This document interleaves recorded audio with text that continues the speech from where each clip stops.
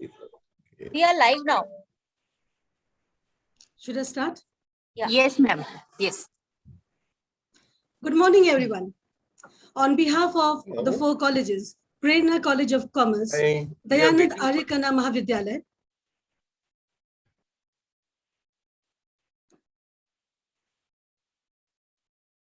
Dada Ramchand Bhakru Sindhu College, and Seth Kesrimal Porwal College of Arts, Science and Commerce, I, Sujata Chakravarti, Head, Department of English, Dayanand Aryakana Mahavidyalaya, welcome all of you esteemed guests, resource persons, and participants to the third and final day of the 3-day International E-Conference on Effective Visualization and Literature. It has been a wonderful journey so far, and I'm sure today's session will be no less. We have a very interesting and engrossing session of poetry waiting for all of you. We have had very positive and enthusiastic feedback from the participants. We had the privilege of listening to speakers from all across the world only because of the painstaking efforts of Dr. Praveen Joshi, Director, Prerna College of Commerce. He is the one silently working behind the scenes, motivating all of us to go the extra step, to make such a mega grand event possible. We are grateful to you, sir. And now, before I formally introduce our guests for the day, I request Dr. Joshi to make his introductory remarks. Over to you, Joshi, sir. Good morning, everybody. Good morning. All the dignitaries, the chief guest who is there to join, she will join after some time. The guest of honor, my friend, Dr. Karunakaran from Sapna University, Sri Lanka. The chairperson, Dr. Ratan Bhattacharjee. The main compere today, who is a special attraction, Dr. Supan Bhattacharjee, and all other poets. This is a rare occasion when so many poets come together on the same platform. We have had this conference for 3 days. 2 days are over, and today is the 3rd day. Usually it is seen that the conferences are a dull affair. So we wanted to add something exciting to it. And nothing can be more exciting for such an occasion than to have a poetry recitation session. So the 3rd day we have earmarked specially for this purpose. And we have tried to include as many poets from different areas, from different states, from different parts of India, come together here and know each other very well, form a kind of group, and then we can, in a real sense, encourage poetry writing. There are some budding poets also. So they should also get some platform. They should be able to voice what they feel through their poems. So it's an effort to come together to encourage the emerging generation, but at the same time, the new voices should also listen to the established poet, the eminent poets, so that that learning process is there. So with this effort only, we have organized this session. Today, around 24, 25 poets will be there. Some of them may not turn up for certain reasons, but I'm sure this is going to be a very enriching, very enlightening, entertaining, interesting session. I welcome all of you, and once again, wishing you all the best. I put an end to my words. Thank you very much.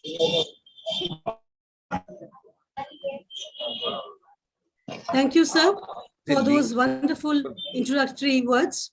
And now to proceed further, I would like to first introduce to our participants and guests Our guest of honor for the day, Dr. T. Karunakaran, is an Ontario certified English language teacher with a PhD in English language education from EFL University, Hyderabad. He serves as a senior lecturer in English language teaching at Department of English Language Teaching, University of Jaffna, Sri Lanka, and has published books and research papers on bilingual education, bilingualism, and ELT. I welcome you, sir. Our chief guest for the day is a poet, Professor Annette Wengert Tapley. She hails from the United States. Originally from Iowa, she now resides in Virginia. She works as a nurse practitioner by day and a poet by night. Professor Annette has recently rekindled her love for writing poetry and has been writing with fervor. New to the online Facebook poetry community since March of 2020, she was able to find a passion and a place in a community that well received her work. In a 4-month span, Annette has received numerous accolades and awards, including Featured Poet, Poet of the Day, Poem of the Month, and several poems published on online poetry sites. Most of the online publishing has occurred via Motivational Strip, the world's most active writers forum, where she recently received a premium member certificate for her site interactions and writing excellence. In July 2020, Annette was featured online in Mirror's Literary Criticism, where they presented a brilliant critical analysis on a wonderful poem, Yesterday, composed by the eminent poet Annette Tapley. The Mirror also conducted an interview to be published in August 2020. Annette is rather eclectic, and although known for rhythmic style, is becoming more diversified. Annette is acclaimed for using a great deal of visual imagery in many of her poems. And although some of her poems stem from life experiences, many are also fictionalized. In July 2020, she co-authored a book of poetry, Uplifting, Poems of Positivity. Along with Ted Huntington, author of Doug Maxwell, and Bamdev Sharma, author of The Shepherd in the Sky, a collection of children's stories. And it is also the founder and administrator of the Passion of Poetry Facebook site with over 300 members in a 3-month span of time. In July 2020, Annette was appointed the position of moderator for Motivational Strips, the largest online writers forum in the world with 7.2 million visits monthly. I welcome you, madam, to this forum today, and I'm sure our participants are waiting with bated breath to listen to you. And our chairperson for the day is another eminent person. Dr. Ratan Bhattacharjee, madam, is an educator, social activist, philanthropist, and a former state badminton player. Diversified interest indeed. She has retired recently from a post as an associate professor in the Department of English in a government college in Jorhat, Assam, where she had served for 33 long years with sincerity and dedication. As a researcher, she has presented more than 75 research papers at national and international seminars and conferences, both within and outside the country. She has also published 60 research papers on gender, Dalit and educational house issues in several reputed ISSN peer-reviewed journals and ISBN books. She is the founder and president of an NGO working for the empowerment of the T community, women and youths of Assam, whose welfare is very close to her heart. She has received various awards for her academic and social works. She is the joint secretary, East Zone, of the All India Association for Educational Research, the vice chairman of Council for Teacher Education, Assam chapter, honorary faculty of Dr. Ambedkar Career Guidance Center, Jorhat. She is also the recipient of the India Peace Prize from International Youth Committee at Constitution Club in New Delhi in 2019 and Fellow Award from the Royal School of Educators, Singapore in 2018. She is also the recipient of Lasya Award from Shubh Power Consultants, Delhi, for her social work. Also received the Excellent Teacher Award from HPU, Shimla. She believes that service to humanity is service to God. I welcome you, madam, to this forum today. And now, friends, to introduce to you a multifaceted personality, our very own Dr. Supan Bhattacharjee, sir, Associate Professor and Director of MA English, Coordinator of the Research Center at Hislop College, Nagpur. He's also a PhD supervisor.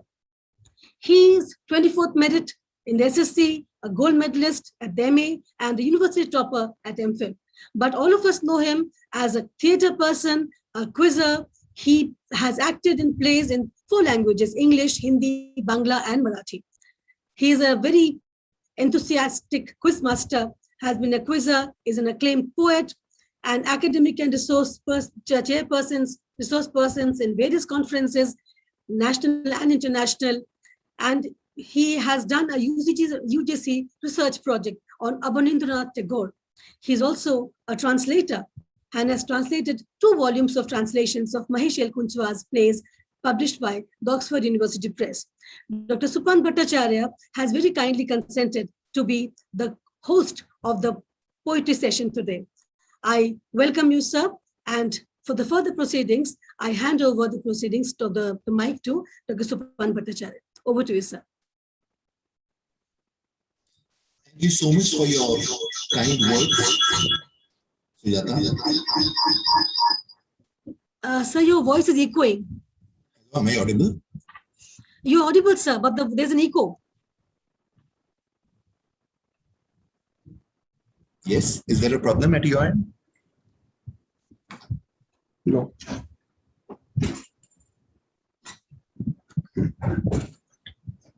Better now? Yes, Can you hear? Okay. loud and clear, yes. Okay. Thank you so much, Sujata, for your kind words. I did not really consent to be a compeer at today's event. With Joshi sir, the equation is a little different. Joshi sir just picks up the phone and tells me, Supant, you have to be there.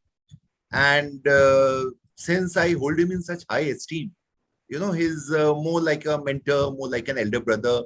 And even if he tells me to jump off a 10-story building, I probably won't think twice before doing that. So that apart, there are actually 3 reasons why, we always rush to any event organized by Dr. Praveen Joshi. The first, of course, is the absolutely brilliant teamwork at the events that he hosts. Okay, everything is precise. All right, everything is taken care of, and the staff goes out of its way to make you comfortable and to ensure that your needs are met. So that is the first reason. Okay, I mean, nowhere have I felt more at home than at a conference or an event organized by Praveen sir, as we like to call it. The second reason, of course, Sujata would probably empathize with this being a bomb, is the food. All right, Joshi sir is a connoisseur of excellent food, and therefore the dull academic lunches that are served at most conferences are conspicuous by their absence here.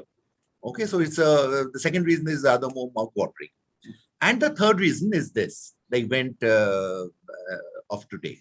All right, why Joshi sir, being a veteran of so many conferences and seminars, is well aware of the fact that these academic and academic sessions, they can be rather sterile and pretty dry, if I may say so at times. Okay, and this acts as a kind of an incentive. It's like dessert, a sumptuous dessert served at the end of a 5-course meal. Okay, and at all events, he organizes a creative writing session where, as he said, budding writers, short story writers, poets, they are given a platform. And as every writer knows, that this is actually a very big thing. All right, everybody writes. All right, everybody is into some kind of creative activity or the other. But where, other than online, what other platform do you have where you can share these expressions and these emotions of yours? And thanks to these events, at least for one day, all right, you can air your creative work with like-minded people. So that is the third reason. And I'm extremely grateful that every time there is such a conference, Joshi sir always keeps these creative sessions at the fag end of the event. friends, while driving on my way to the venue, I was pondering on how should I begin. And I thought I'll maybe talk about a little about what poetry means today in the age of Insta, in the age of social media, Twitter, and where attention spans are diminishing. The other day, I was attending a conference by the renowned poet Arundhati Subramanya, who just won the Sahitya Academy Award. And she agreed with the fact that with with social media pervading every aspect of our life, nuance, subtlety, these are probably things that are disappearing from our lives. Now, everything has to be stated in very broad, very heavy and overstated terms. And people no longer have the time to read the subtext, to read between lines, and to ponder over a poem. It has to create an instant, immediate impact. Otherwise, it's lost in the digital void out there somewhere. So today would be a wonderful opportunity where a galaxy of reputed poets and poets who are thirsting to make a name for themselves, we have all come together to discover what poetry means to us. And once again, a huge thanks to the college cluster, the organizers, for giving us, the poets, this opportunity to express ourselves, all right, to our fellow poets. And without further ado, we have around 24 poets, about more than 24 actually. And friends, one request to all the presenters: kindly stick to the time. Stick to the time, because everybody should get a chance to read his or her work. And one request: every time somebody is making a presentation, kindly mute yourself. But then please don't forget to unmute yourself once your turn comes. Okay, these are technical glitches that recur at every webinar. And the last 2 years have been rather horrific on all of us. And the sooner we get back to the physical offline mode, can't be soon enough for me, right? So without further ado, let me invite the first poet of this morning. He is Dr. Balachandran Nair. He is the Vice President of the Heaven International. He is a social activist. Kindly mute yourself, friends. I'd request everybody to kindly mute themselves. Please go on mute. Please go on mute. Well, this is commonplace. I mean, these keeps. Yeah, it is. Yeah, yeah. Kindly mute Sorry yourself, for that, everybody. Yeah, it's interfering with the transmission. Yeah. So, Dr. Balachandran Nair, he's the Vice President of the Heaven International. He is a well-known social activist, a philanthropist, and a renowned poet. And he hails from Attingal in Tiruvananthapuram. So, to set the ball rolling in today's wonderful poetry reading session, I invite Dr. Balachandran Nair. Dr. Nair, over to you.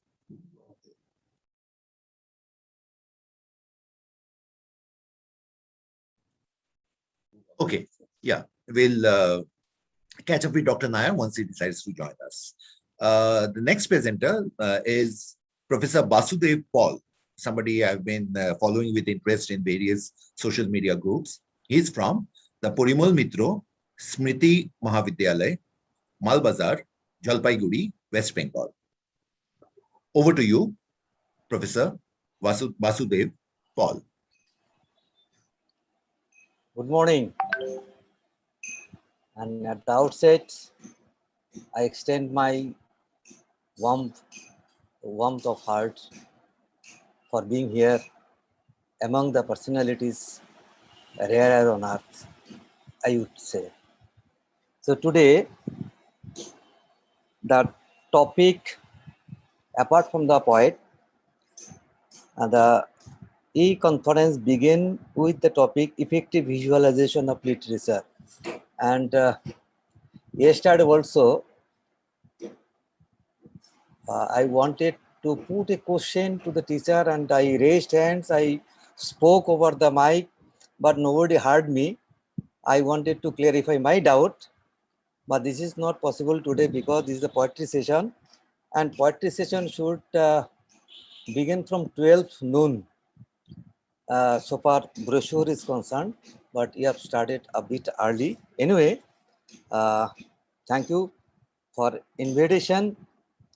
And should I read one poem or 2 poems? I don't know. Okay, okay. Thank you. First, I recite a poem.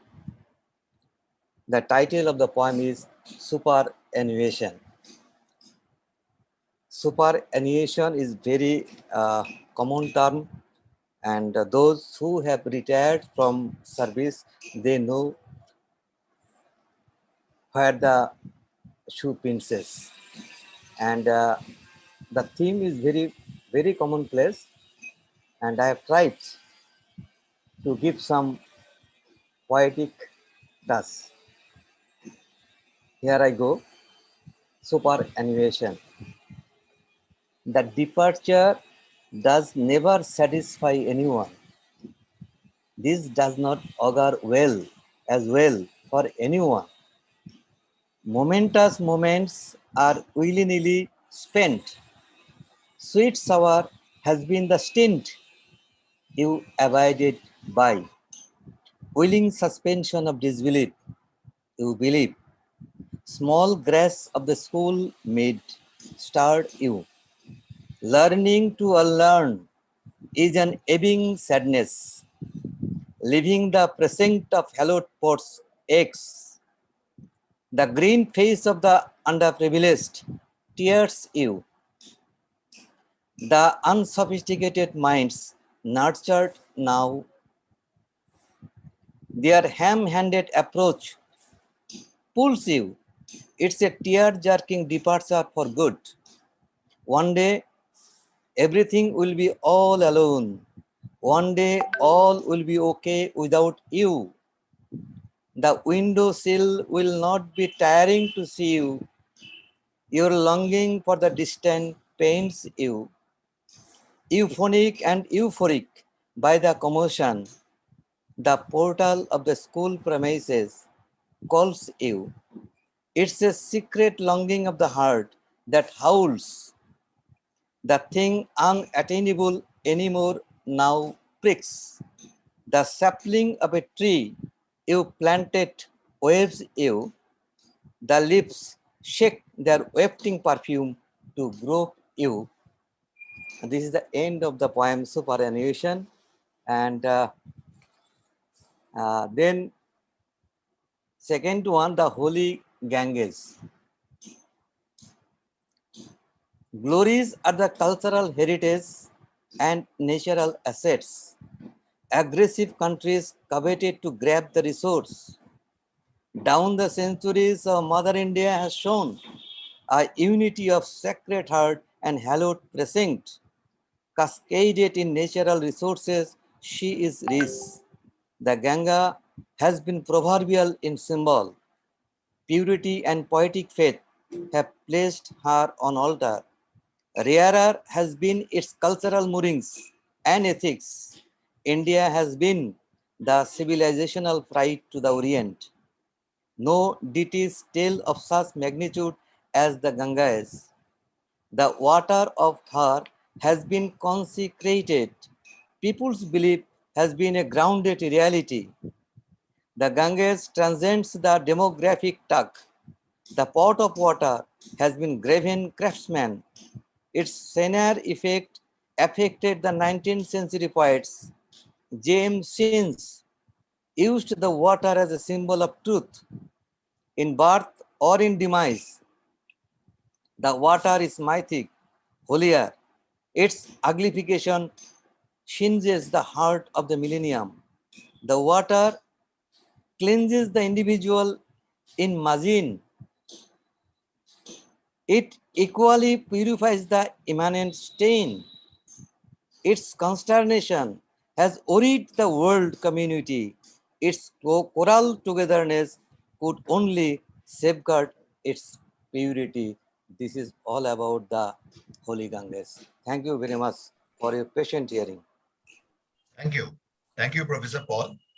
And I'm sure all of us who have retired from our profession or those who are about to retire could identify with at least your first poem, Superannuation. So thank you once again. And now we move on to the second presenter of the day, Dr. Ganesh Khanderao, who is an associate professor in the Department of English at Amlok Chand Mahavidyalaya, Yavatmal. Welcome to today's session, Dr. Khanderao, and we are eagerly looking forward to your poems. Friends, one minor request, kindly keep the introduction as brief as possible. Let the poems speak to the audience on their own. Thank you. Good morning, everyone. Good morning, sir. First of all, I am very much grateful to the organizing committee of this 3 days conference. And I am very much grateful that you have selected my poem for the presentation. Now, let's go directly for the presentation of my poem. The title of my poem is Uncommon Solutions. Nature. So you are not visible. I have purposefully put off my video, ma'am, because I am on the way, I am in the car, so my sound is only audible. So nature, God does not blaze the common human being to come in the world with any special purpose. He often being comes and goes unnoticeably, but definitely been always offered a chance to select a problem. While taking birth into artificial world that is created by nature but developed by the uncommon man.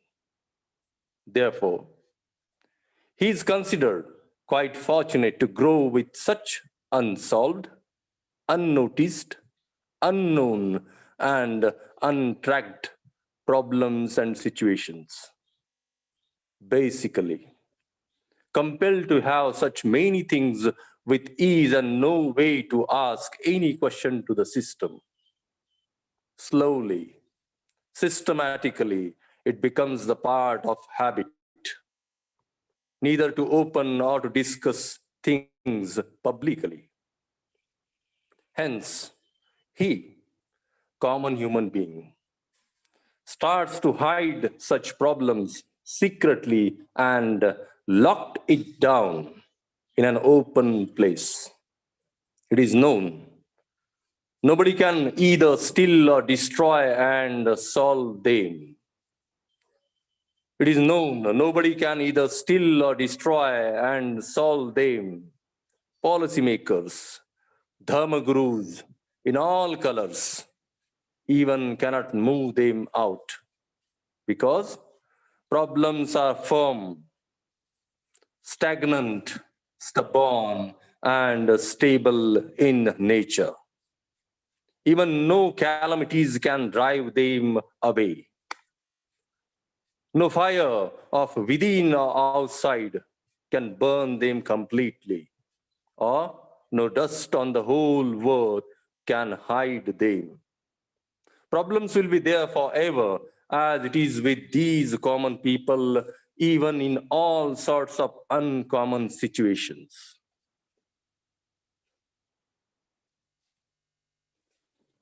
Because they come and go with them only.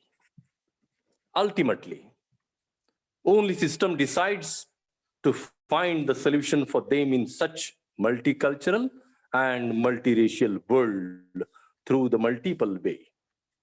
Suddenly, A news flashes in an entertaining mad box that the system killed the affected common man, who was affected with so many problematic issues in the square called Samvidhan Chowk, that is Constitution Square. Later on, satisfactorily, domesticated bureaucrats give explanation on multicolor media with unclear sound like nutshells, nonsense, deceased, threat to democracy or republic, etc., etc. Next day. People of the nation found some of the same dead bodies in the dumping ground made for kachara, that is waste. Fully smeared with quantity less but disinfected blood and empty stomach. Now bacteria have started to decompose and decay these common bodies easily. But at last, like government, they also failed to consume and digest the issues which were left unsolved, untracked, and untouched. So once again, undigested things are left as foreign bodies as it is on the white and clean skeleton. Now, such epidemic started to get mixed into the atmosphere, into the water, and of course, into the food of everyone. Ready to infect everything in the world of gods, that is nature. And as usual, the ruling government much cautiously once again declares an emergency for the cause of saving common people's life. And once again, common people are restricted and warned not to come in contact with each other. Thank you so much. Thanks a lot.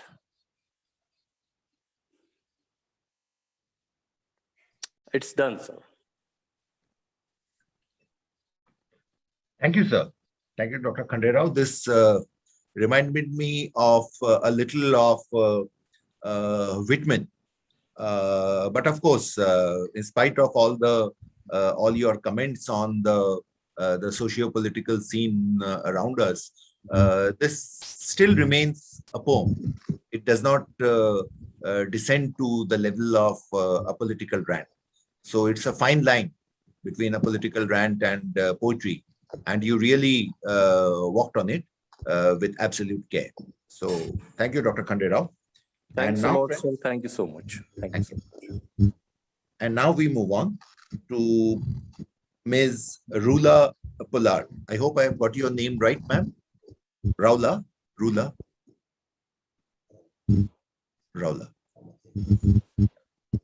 Ms. Rula Pollard.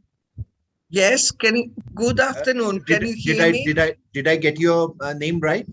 You did. Okay, You pronounced it superbly. Thank you. She is, just a second. She is a poet, writer, and interestingly, she's also a translator. Welcome to the Translators Club, ma'am. She's a literary promoter, and very interesting, she's also a peace and environmental activist. And maybe some of her interests would now be visible in her poetry.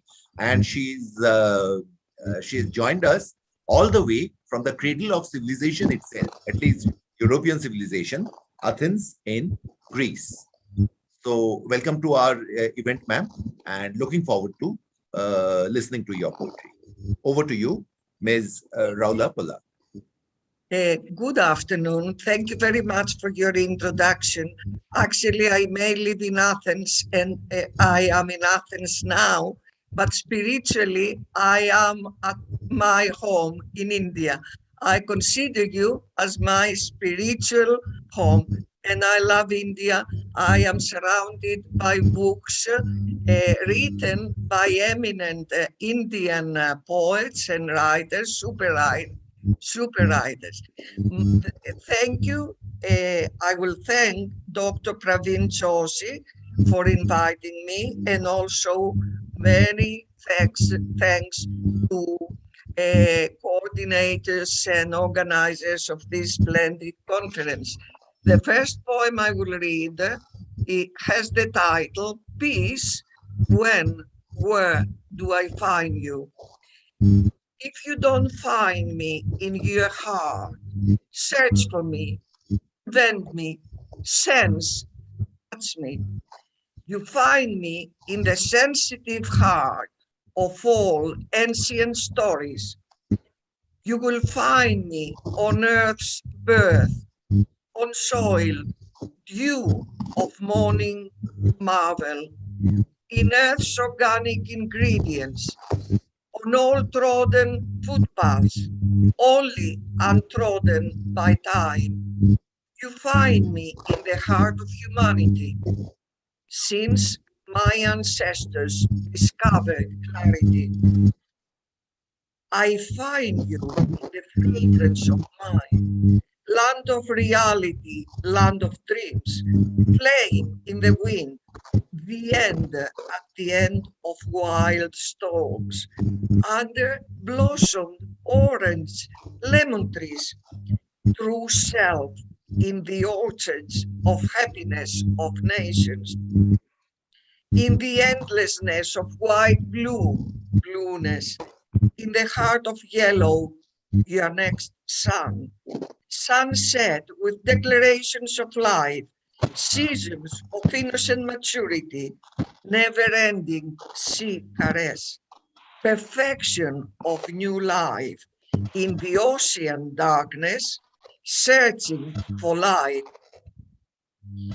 I find you in the sanctity of my mind, in my spirit and heart, in every rock, plant, drop of rain in my soul, still intuition beyond the vision, inside vision of humanity. Vision I conceive every day when I kneel, praying for love on earth, praying for peace. This is the end of the poem. I will read you now a poem called Poetry Stops Our Tears.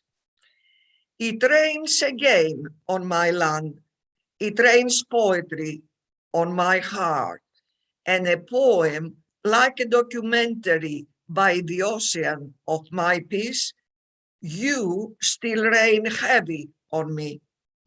Sometimes it doesn't matter how often, it rains tears as a warning, raining from the discolored history of my country, from the history of our minds, from the shared history of our planet.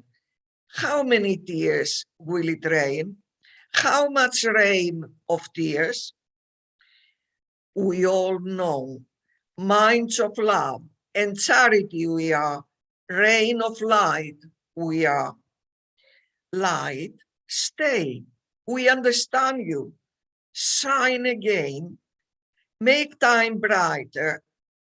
In the meantime, every morning, a prayer I start, a prayer of pure words. The world loves, a prayer we start for our planet, a poem, rain of love for you. Thank you very much. Thank you. Very grateful to be with you. And back to India. You brought me back to India this morning. Thank you very much. Thank you. Thank you, Ms. for that. It was Auden who said, poetry makes nothing happen. But I'm sure with poems like these, where a planet which seems to be heading towards extinction, there's still hope. Right? So that's a poem which does give us cause for optimism, and wonderful images and very and excellent use of phrases and word structure. So well done, Rola. Thank you very much. Okay, friends. So from Athens, Greece, now we move to Visakhapatnam. And we have in our midst Dr. Ramya Nalli. She is now let me get this right, she's an otorhinolaryngologist. Quite a tongue twister, but yeah, okay. So we have, a healthcare worker, all right, on the frontline warriors, also delving into poetry, all right. But there have been many such instances. We know of quite a few physicians who turn to words to express themselves, even in the domain of Indian writing in English. So she is an otorhinolaryngologist and head and neck surgeon at JIPMA. So maybe Ramya ma'am would have quite a few visits from many of us participants, because these are common problems. Head and neck problems are very frequent amongst teachers. And she is also a well-known author and motivational speaker. And as I've already mentioned, she hails from Visakhapatnam. Welcome to today's session, Dr. Ramya. And we are eagerly looking forward to your poetry, your presentation. Welcome, ma'am.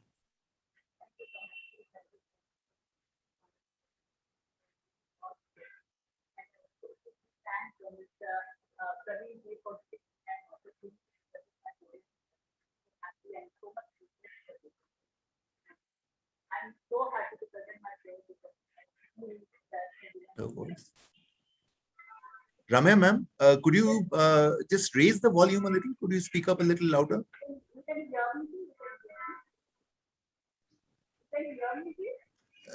A little louder would be better. You can hear me? You can hear me? A little more. Please increase the volume if possible.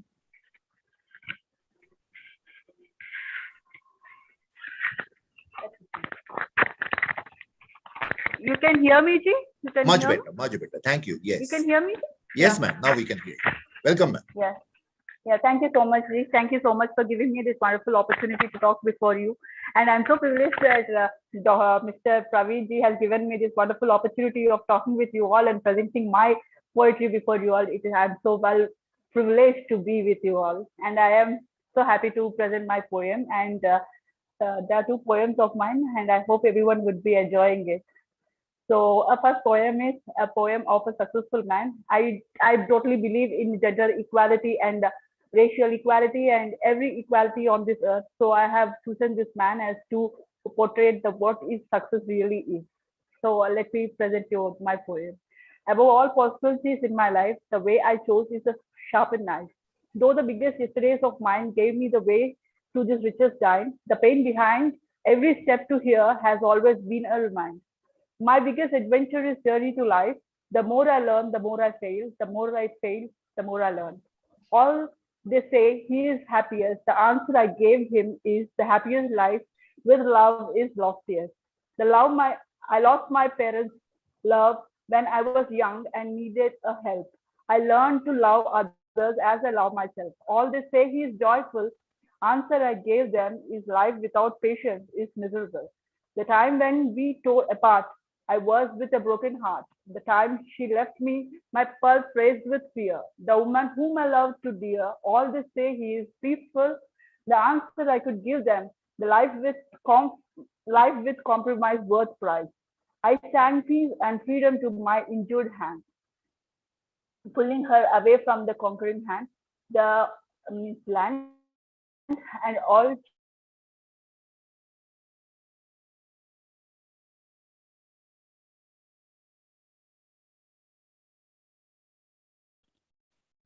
Ramya ma'am, we have lost you. Hello, you can hear me, Ji? Now we can. Now we can. We lost you at, all she knew is to look for Almighty call. Almighty call. I hit the pointed sword of vengeance fall. She made me her 16th president through her holodent. I sing the soft philanthropy. I, Abraham Lincoln, bring before you my life trophy. Is life worth living with difficulties so ample? I show my life to be an example. This is my one poem, and second poem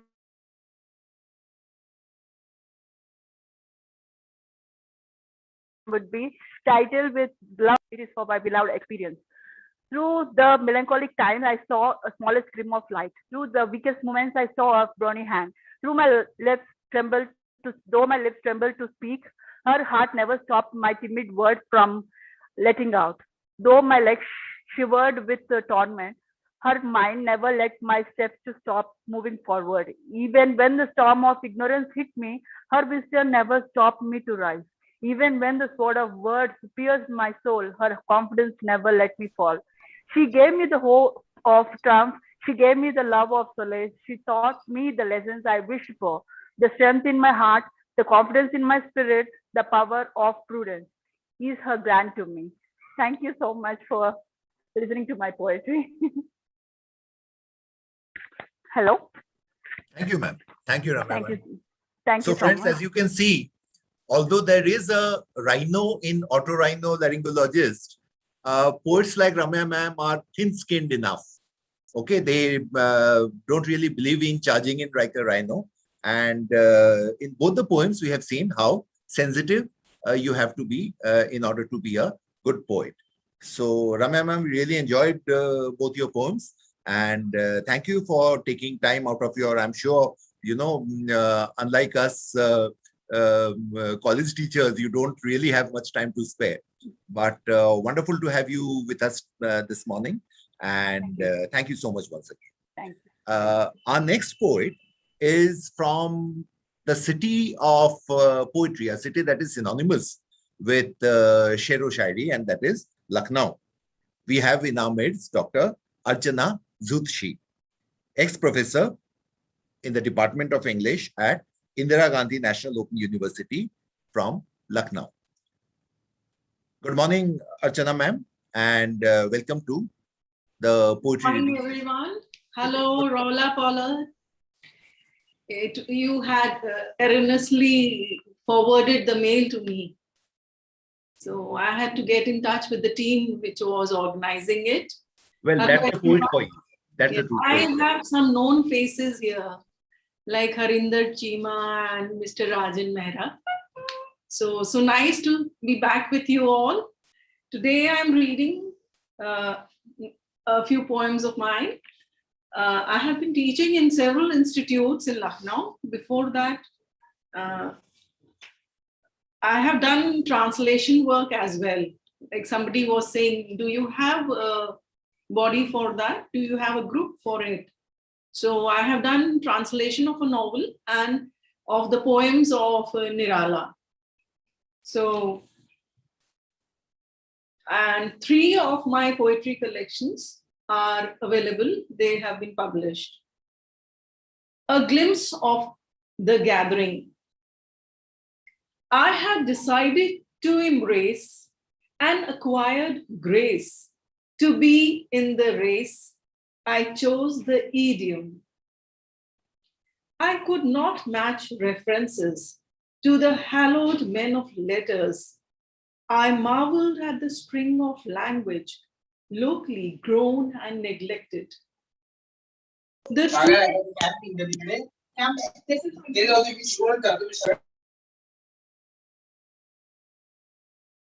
was some interruption. I could not match references to the hallowed men of letters. I marveled at the spring of language, locally grown and neglected. The truths were unfalteringly matched. I found myself no match. Ideologies and bankruptcies of tradition were discussed.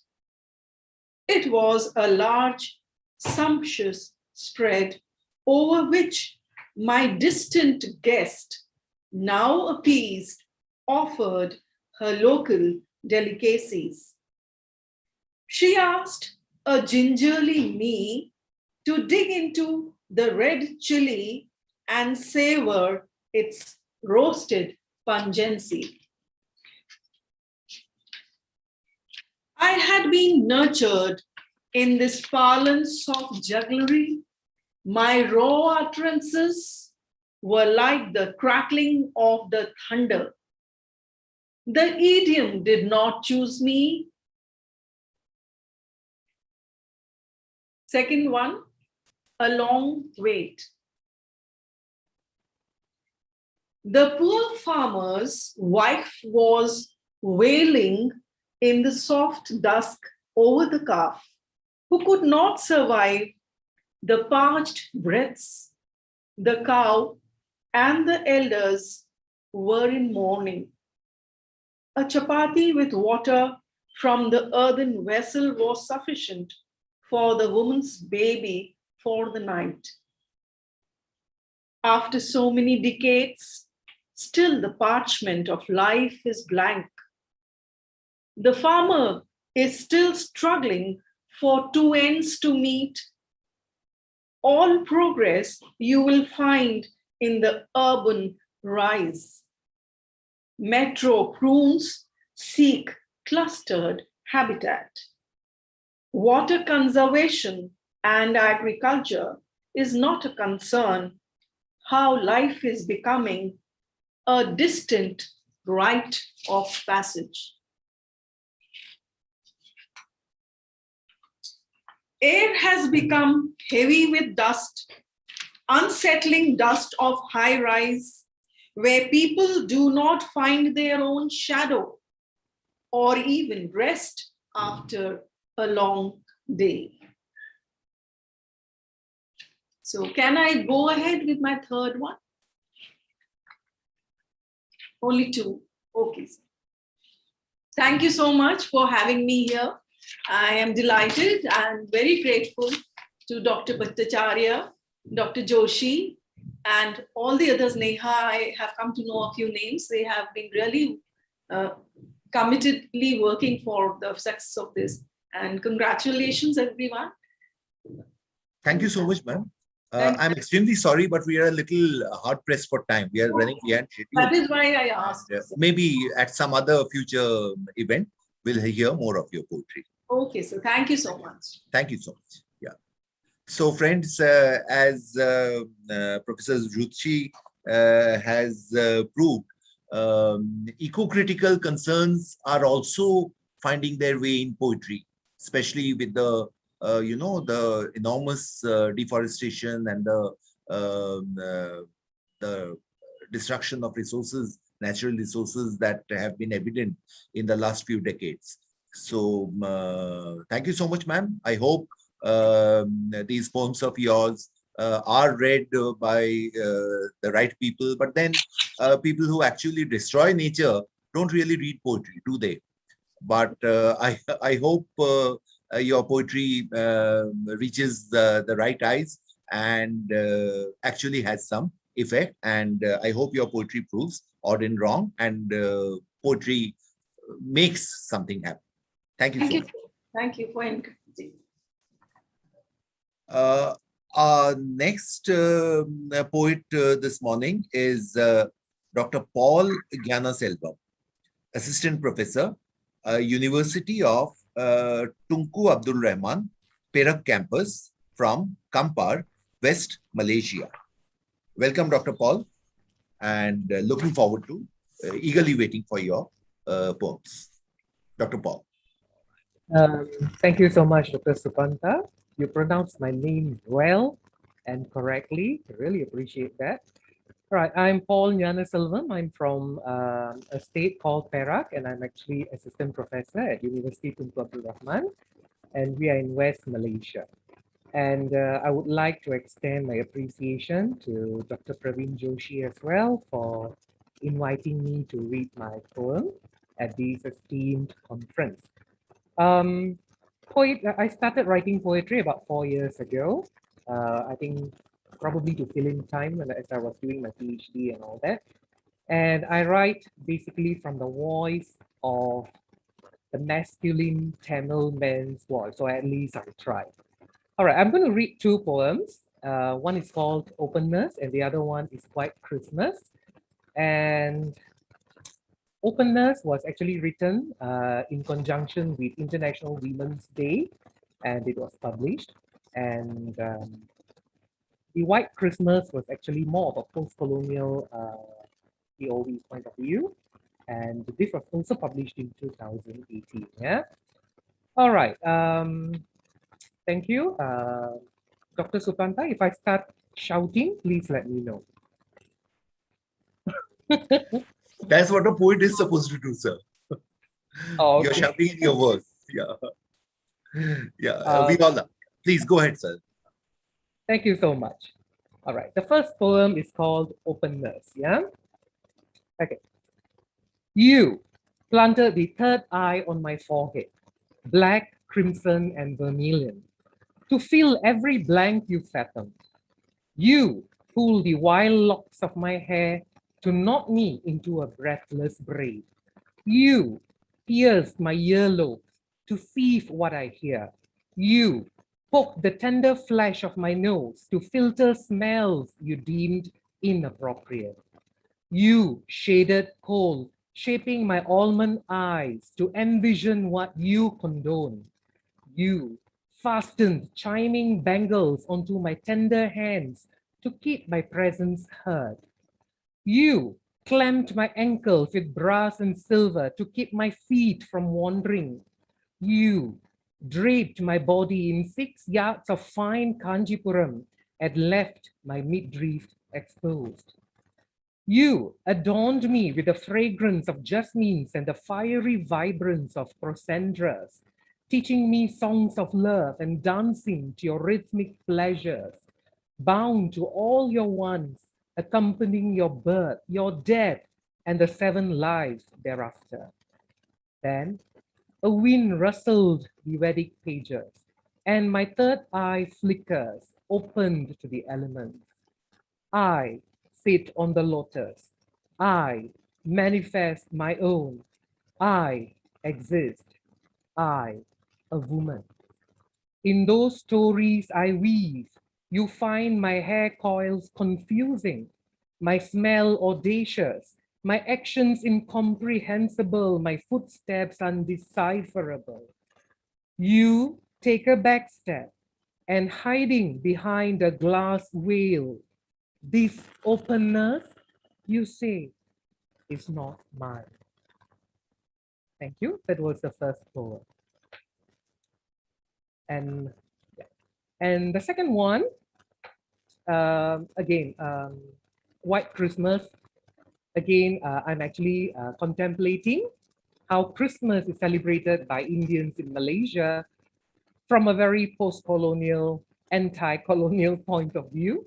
All right, and this is something that I grew up observing, and I probably want to think what it is. And in Malaysia, we live with the Chinese, we live with the Malays, and there is a social stigma that ties Christmas probably to the Western values and Western standards.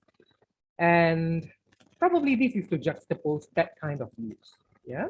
All right. So what Christmas from a colonial point of view is, and what Christmas from a very Indian point of view is. All right. Okay, here it goes. Our Christmas is not white, though we have been christened by whites, baptized and reborn, purified like clarified butter in a language we will one day colonize.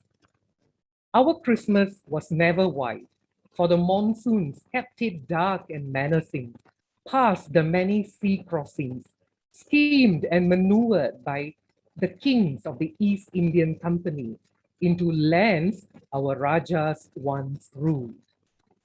Our Christmases were never white, though we waited at Burmese teak desks, pulled wide sheets of woven reeds, and tiptoed about the stately residences, abandoning the pungent taste of toddy for fine liquor.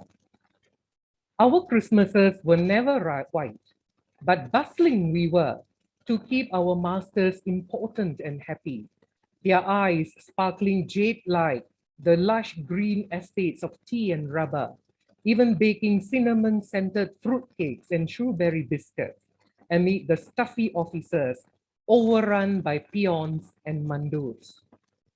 Our Christmases are rather colored, for we make it up with fake Santas and induced snow, stunted sledges but surreal reindeers, plastic baubles and made in China fir trees.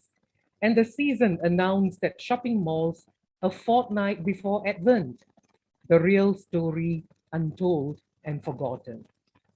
Our Christmases are colored that it disturbs the eye. Midnight masses, a glitterati of silk saris, jippas, and 916 gold, benches brimming with seasonal visitors, the timely repeat of dusty hymnals, the altar crawling with wines and berries, the star of Bethlehem dazzling alone in a vacant sky. Our Christmases are tangy and spicy, sure to sear your tongue and burn your throat. Flu, sores, and ulcers are definite after features. We curry the goat, chicken, and turkey, an offering interspersed with adulterated biscuits that stay for all seasons. Achimuruku and adirasam for good tidings, and all things good to fill our platters of plenty. Our Christmases are colored. Though we are merry and gay, our sharings are besieged by the rising cost. Our merriment moderate. Our homes are open to those selected from last year's guest list. Or we just decide on a vacation, leaving our homes under key and lock. Our Christmases are colored, streaked with a strange shade of gray, from those politically whispering that the cross be rendered unseen and noiseless, a necessary license to believe in Christmas, of he who came to call upon the blind and the deaf. Our Christmases continue with off-whiteness in a shade of our very own. Thank you, Dr. Supanta, and thank you to the audience members. I'm glad to be here. Well, Dr. Paul, I must confess, I had quite a few goosebump moments there. Oh, thank you. Amazing. And you say that you write from, a Tamil male perspective, but the first poem shows that you have this uncanny ability that very few poets have of also inhabiting the skin of a woman. Okay. And White Christmas in particular is, although I didn't understand a few references here and there, but the images I could almost visualize, the angst and the agony of the post-colonial individual in a colonized, a society which has been colonized in history. So absolutely wonderful. And I really look forward to reading more of your work. And I'm sure we shall all hear more from you in the coming years. And it's amazing that you took up writing poetry only, just 4 years ago. So with time, I'm sure the world is going to hear more of Dr. Paul Gyanaselvam. Thank you, sir. Thank you so much, sir. It was a privilege listening to your work. And now we move on to Mr. Rajan Mehra, who's an eminent poet, educational mentor and counselor, and from the capital of India, New Delhi. Welcome, Mr. Mehra. Hi, good morning, good afternoon to all of you. Good afternoon, yeah. First of all, I would like to express my gratitude to the organizers, especially Mr. Praveen Joshi ji, a wonderful person. I personally met him. To the host, to the co-host, to the people who are working behind the screen, to the fellow poet writers, and to the audience. Thank you so much. I'm blessed. Now I start my poetry. So here it comes. Poet is not poor, but a dreamer. As a poet, my visa is indefinite. Definite is this domain, but not the soul in the poetry. A poet is rich in moral values and beautiful relations. He or she is pride for any nation. His voice of joy rings volumes. Volume is in pride. His noble deeds enriches masses.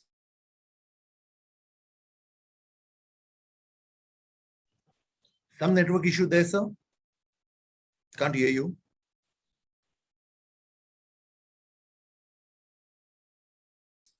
He hides contentment is wealthier than bar and launch hub.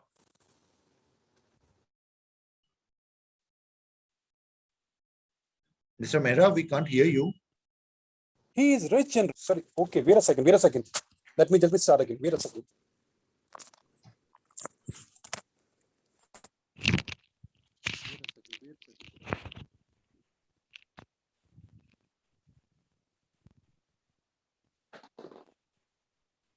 Now am I audible? Yes, sir, you are. Am I audible? Yes, sir, please go on. Okay. So where did I begin? Begin at the beginning. Okay. Poet is not poor, but a dreamer. As a poet, my visa is indefinite. Definite is this domain, but not the soul in the poetry. A poet is rich in moral values and beautiful relations. He or she is pride for any nation. His voice of joy rings volumes.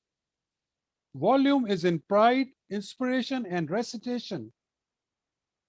His noble deeds enriches masses.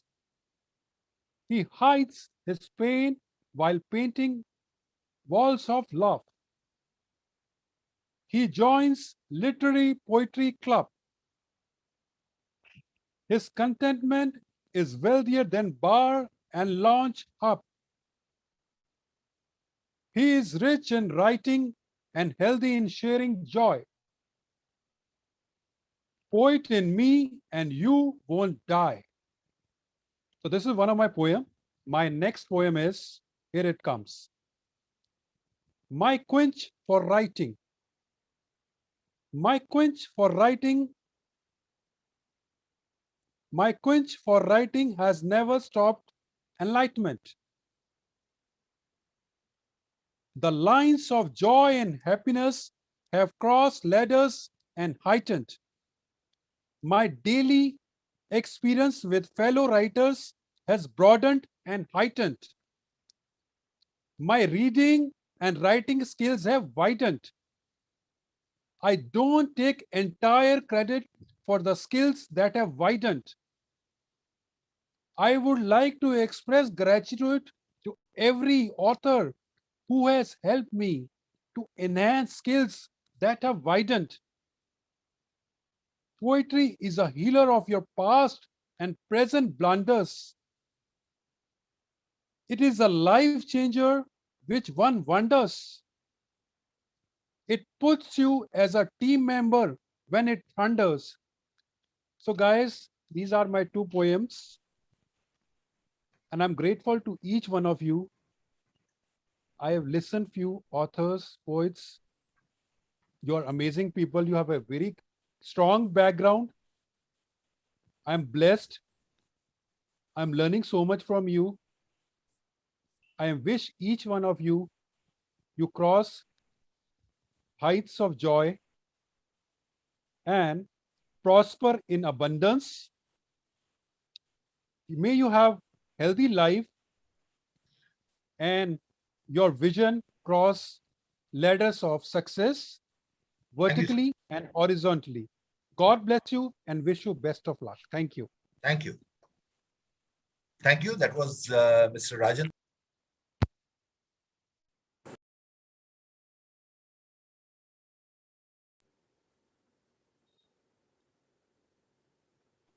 Sir, we can't hear you. Sorry. I was saying that for all of us who have been rebuked by friends and family for, wasting our times with poetry, we can always quote to Mr. Mehra that a poet is not poor but a dreamer. As a poet, my visa is indefinite. So what if we can't use it? Use this visa at airports. So thank you, Mehra, Mr. Mehra, for giving us cause for reason for optimism. Okay, now we return to our hometown and we have a very eminent poet, from Nagpur, Dr. Ranjana Sharan Sinha. She is a renowned poet and author. She is ex-professor of English at SB City College, Nagpur. And friends, special applause for Dr. Sinha because very recently she has won the Gujarat Sahitya Academy Prize. Okay, so it's an honor having you in our midst, Dr. Sinha, and we are all eagerly anticipating your presentation today. Welcome, Dr. Sinha.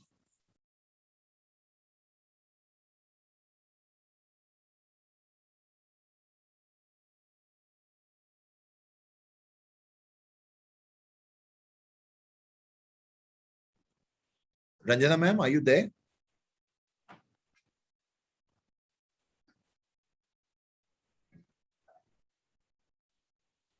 Ranjana ma'am? So she was right from the beginning with us. Hello, thank you. Thank you, sir. Hello, everyone. It's my pleasure and privilege to be here in your company. I'm profoundly grateful to Dr. Praveen Joshi for providing me this platform. Well, the poem I'm going to present and recite is the product of my long drive. When I found the beautiful jacarandas in bloom. Yes, the title of my poem is The Purple Jacaranda. Just I'll take the book.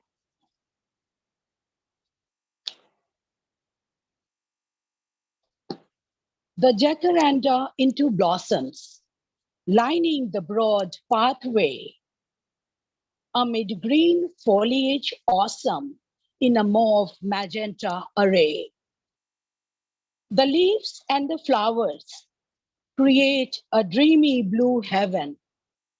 Comes imagination in showers, a wealth to the flower maven. The amethyst tanzanite petals, gorgeous in purple profusion. The jade eyes of the feathery leaves, all wonders of God's creation. Human life with pain and sorrow, dull days with dark nights. From nature do we borrow some moments of joy and light. Blossoms quite similar to this, on the roadside beneath the sky, made my childhood a bliss. To memories I can't say goodbye. Gulmohar galore, burning bright, in summer and early monsoon, with crinkled petals, in daylight, lured me to the coral boon. I tried to reach for the flowers under the canopy of vermilion, different from man-made bowers. The distance brought fascination. How can I forget my pet Sirish, the fluffy, hairy inflorescence? There I played with my friends, green-white blooms with fragrance. The golden cassia, yellow amalthas, like the sun ablaze in the noon sky, magnificent in hot, arid summers, cascading down in wonderful plenty. We gathered in the vicinity of trees as the sun removed its fiery veils. We picked up those fallen flowers as if they were precious jewels. No more scarlet gulmohars today. The wayward fancies, infantile dreams have gone in a land far, far away, along with the soul of vibrant beings. The sun sinks amid stillness, light of the day draining away. The canary of cassia crimson of Gulmohar, to jacaranda hues give way. Now the purple skies hold sway. My eventide has so much to say. Thank you so much. Thank you, Ranjana ma'am. I believe even Wordsworth would have been proud of this poem. There are such vibrant colors here, reference to so many different colors, and also the way the poem ends with a trace of nostalgia. No more scarlet Gulmohars today. The wayward fancies and fertile dreams have gone in a land far, far away, along with the souls of vibrant shades. I love that sense. And if a long drive can produce such a masterpiece, then we wish you many more such long drives and many more symptoms. Thank you for sharing this wonderful poem with us.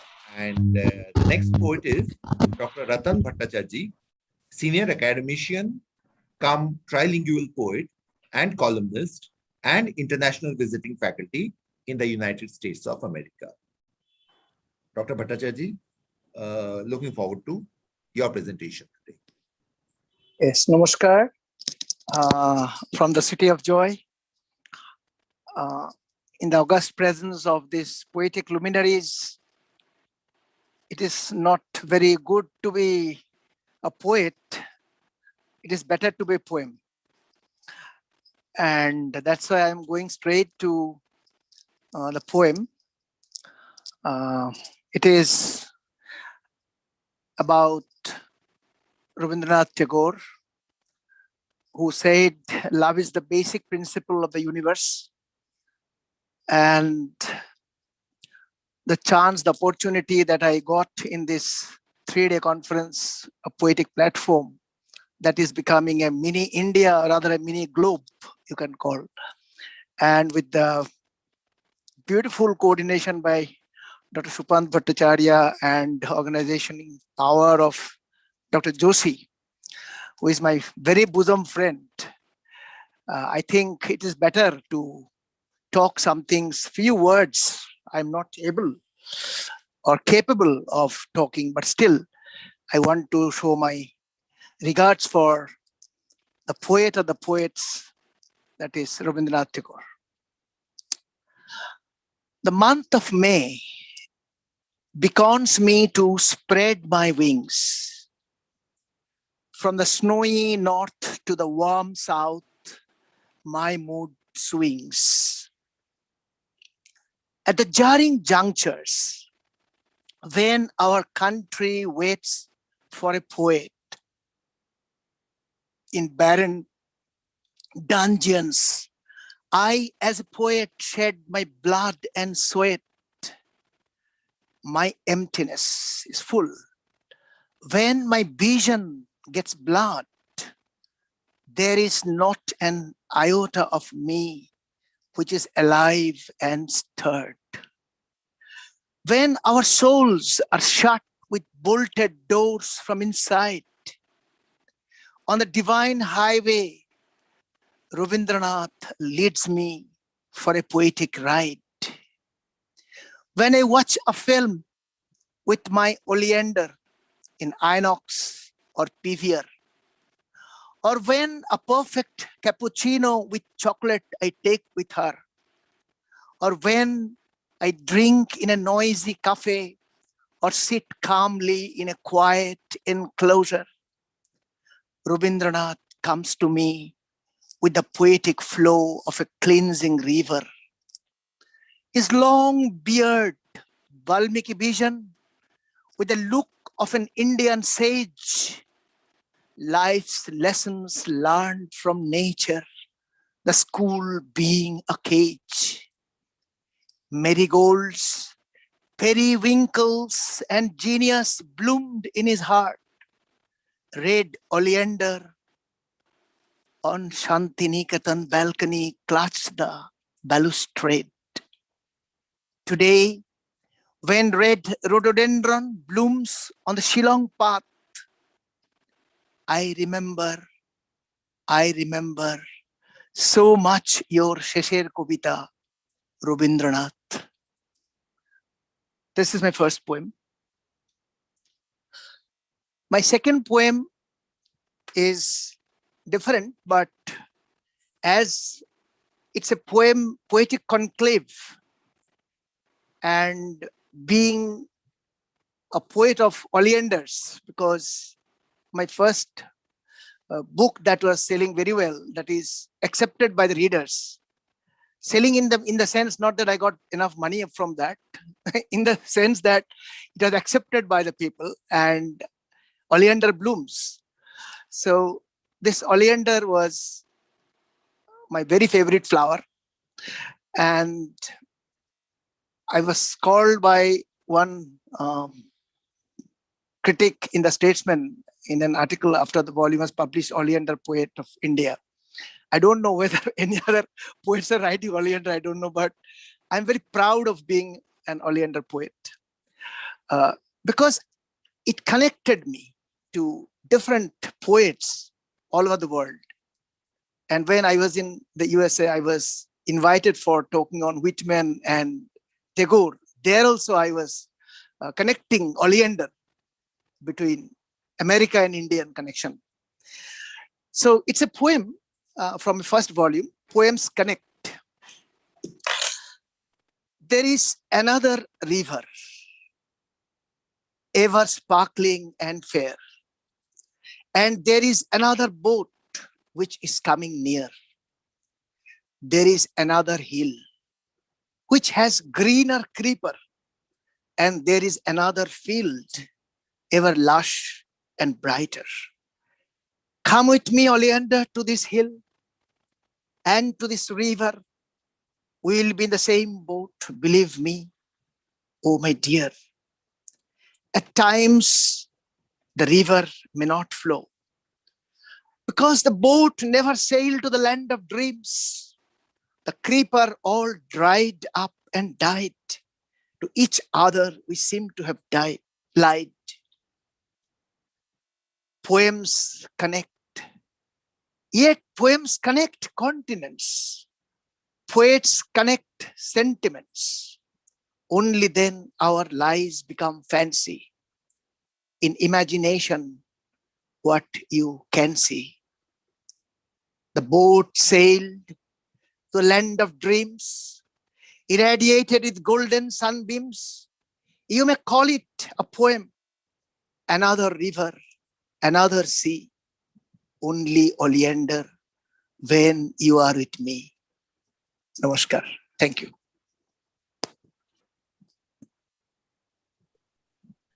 So friends, we had two lovely samples from Dr. Bhattacharjee's bouquet of oleanders, and his indebtedness to the father of Bangla poetry, Rabindranath, is very evident.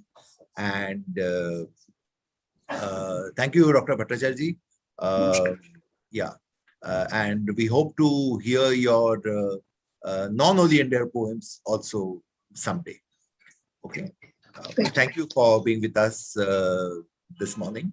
And now the next poet is from Hyderabad, India. Again, another city known for its literary tradition. Ms. Emmanuel Metals, who's a multilingual poet, and she writes in Telugu, English, and Malayalam. And I'm quite hopeful that she'll add other Indian languages to her repertoire in the future. We have a very young poet in our midst, Ms. Emmanuel Metals. Over to you, Ms. Emmanuel.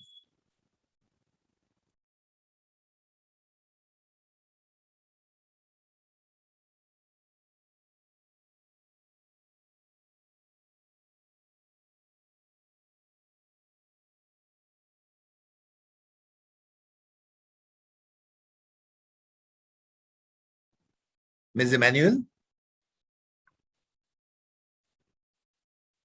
Okay, moving on. Our next presenter is, he's an administrator as well as a creative writer and an academic. Principal of Nabira Mahavidyalaya, Katol. I invite short story writer, poet, and academician, Dr. Sunil Kumar Naveen, to make his presentation. Over to you, Sunil, sir.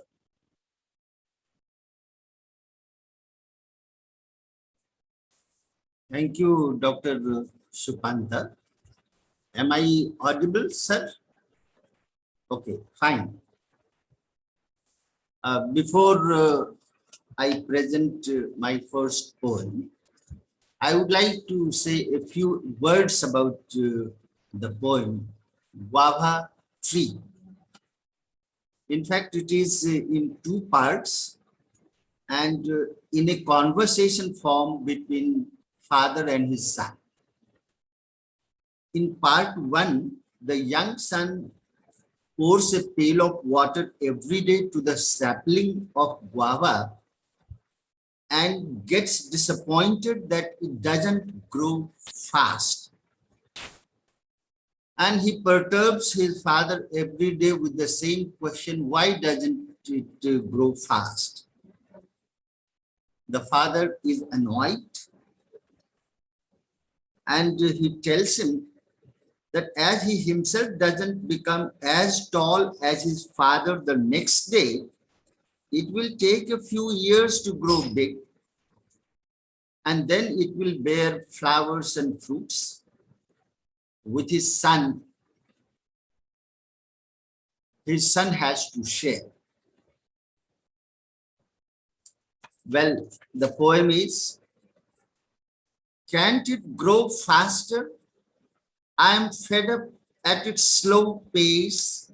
My son complained, dejection and disappointment clearly writ large on his face. Each morn poured he a pail of water around a small guava twig, braving to come up even in hot summer. Why don't you become the next day as big as your father is? Rebuked him one day, pestered with the same silly question every day, and soon tried to console him with its nature, my son, its nature. Neither I nor anyone can make it grow faster. Wait for a few years. This small twig will suffer heat and cold and rain and storm and defeat rough weather to become a big one to present you with sweet smelling blossoms and rich rewards of your labor and faith, which you need to share with others. For birds and beasts will come, and flies and bees too will claim their share. My son twitched his nose, I found, and he pronounced, no, I will share with none. I will shoo the birds away and shoo away the beasts as well, and never allow flies to sit on them, and never the bees steal their sweet fragrance. Years rolled by, flowers and fruits load the tree, birds and beasts come and dance and jump, but my son is nowhere around. For one evening, while still in his mother's lap, closed his eyes. After a short illness, I touch its soft petals as if I caress my son's cheeks, and when I see them smile, I look up to the heaven. I feel my son smiles through. This was the first one. May I read or recite the second poem, Dr. Supanta? Hello? Yes, sir. Kindly go ahead. Yeah, please read. The second one is, let her sulk again. Long, long ago, by a pond, there stood a couple of peepal trees, and its old and yellow leaves lay strewn around on the ground. The sun grew warmer and new pink leaves adorned the trees, and beneath them, like unschooled children, expressed in silence our love, as in the pond a pair of doves. Her frail lips quivered and failed to utter a mere word of love, but in her eyes did I fathom to find no bottom save the endless ocean of love. Spread I my warmth to remove a wisp from her face that dared to dangle in utter grace.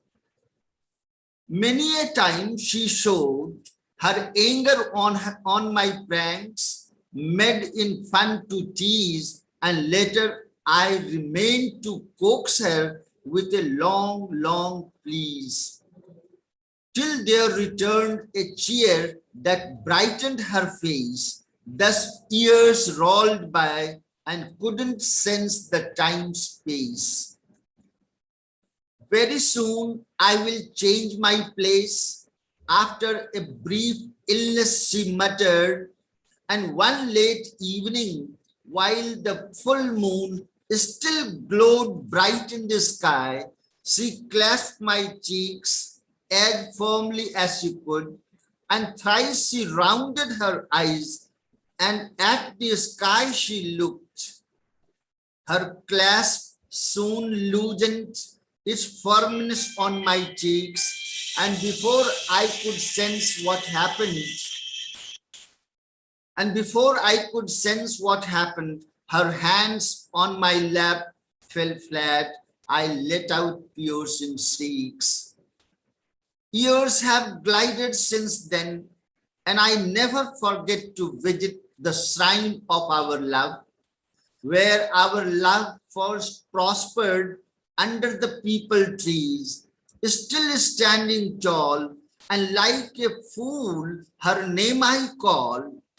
What an earnest wish I nurse for she to sulk again, and letting me to coax her again and again.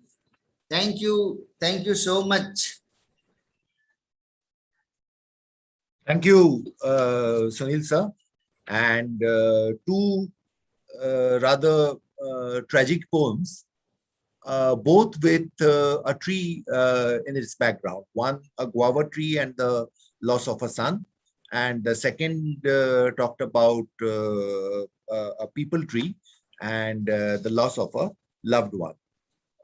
So the conclusions, they have left us stunned. And thank you, sir. It was a pleasure hearing you recite your own poetry. Thank you. Now we move on to our next presenter. Friends, would you all kindly mute yourselves? There's a lot of interference here. Kindly mute yourselves, friends. Thank you. Thank you so much. The next presenter is an old friend, Dr. Uttam Parikar, ex-principal, Shri Sai Baba Lok Prabodhan Arts College, Vadner. And we welcome you, Dr. Parikar, and we look forward to listening to you and listening to your presentation today. Dr. Parikar. Sir, kindly unmute yourself. Kindly unmute yourself. Right. So I will be presenting one poem, and may I present one tune on the flute? Hello. Hello. Yes, sir. Miss, I will present one poem, and may I present one devotional song on the flute? Please kindly restrict yourself to poetry, if possible. Poetry. Okay. Bye. Thank you very much, Dr. Joshi sir and Shubhanta. Nowadays, when we see around, The educated youths are wandering unemployed. And that presents a very panic picture. I composed my poem on this topic. The title of my poem is Pangs of Unemployment. This poem is in dramatic monologue. This world has deprived me of everything. Dad's smile spouting through glittering eyes gone. His hands sporting on my success now hang dead. A family burden, a new phrase he coined for me. Tell me what wrong I made and thus segregated. KG to PG passed with distinction in flying colors. The queues to face inquisitors ever getting longer. No concession, no relaxation, poverty accursed soul. Diffidence shuns me even to lunch in presence of my dad. Mom arranges bowls and my seat in a corner. Once unpropitious fellow, now salary secured. He giggles at me and, addressing his spouse, points to me. Now, like a moving shadow, I walk all alone, desolate, cheerless, hopeless, vanquished by fate. My street walk shrouded in disdainful glare. It is amazing as to why I don't end my life. Mother addresses me, a light of her life. Mother addresses me, light of her life. Younger sister very fondly ties Rakhi on my wrist. Elder brother occasionally feels money in my wallet. But dad keeps mum, cloudy eve before rains. Thank you very much, sir. Sir, you can read another poem if you have. No, sir. I have composed only one. What about this one? Dawn signifies red safe. No, that's not mine. Okay, my mistake. That's not mine. Thank you, sir. Sir, that Thank you, if in the valedictory, if you could arrange my flute recital. So we'll see how if we can, time permitting and with other conditions being equal, we'll try to. Okay. Thank you. Okay, thank you. Thank you, Dr. Parikar. You brought out the agony and the heartache of an unemployed person's unemployed person's heart very well in that poem. The next poet today is another old friend, Dr. Manjushri Sardeshpande, whom I refer to as the miracle worker, because she's always juggling at least a dozen balls together. I have never seen a person who's such a wonderful multitasker. And Manjushri is a trained classical vocalist. She's in the textbook design committee of at least half a dozen boards and universities. And she writes, she's into creative writing. She writes academic papers. She's in organizing so many things. And it just takes my breath away. Every time I meet Manjushri, she's, always on the run. And I'm very fond of Manjushri, a great admirer of her energy. And of course, she also is a fellow poet. So welcome to today's meet, Manjushri. Lovely to have you here. And over to you for your presentation. Am I audible? Hello? Yes, Manjushri, we can hear you.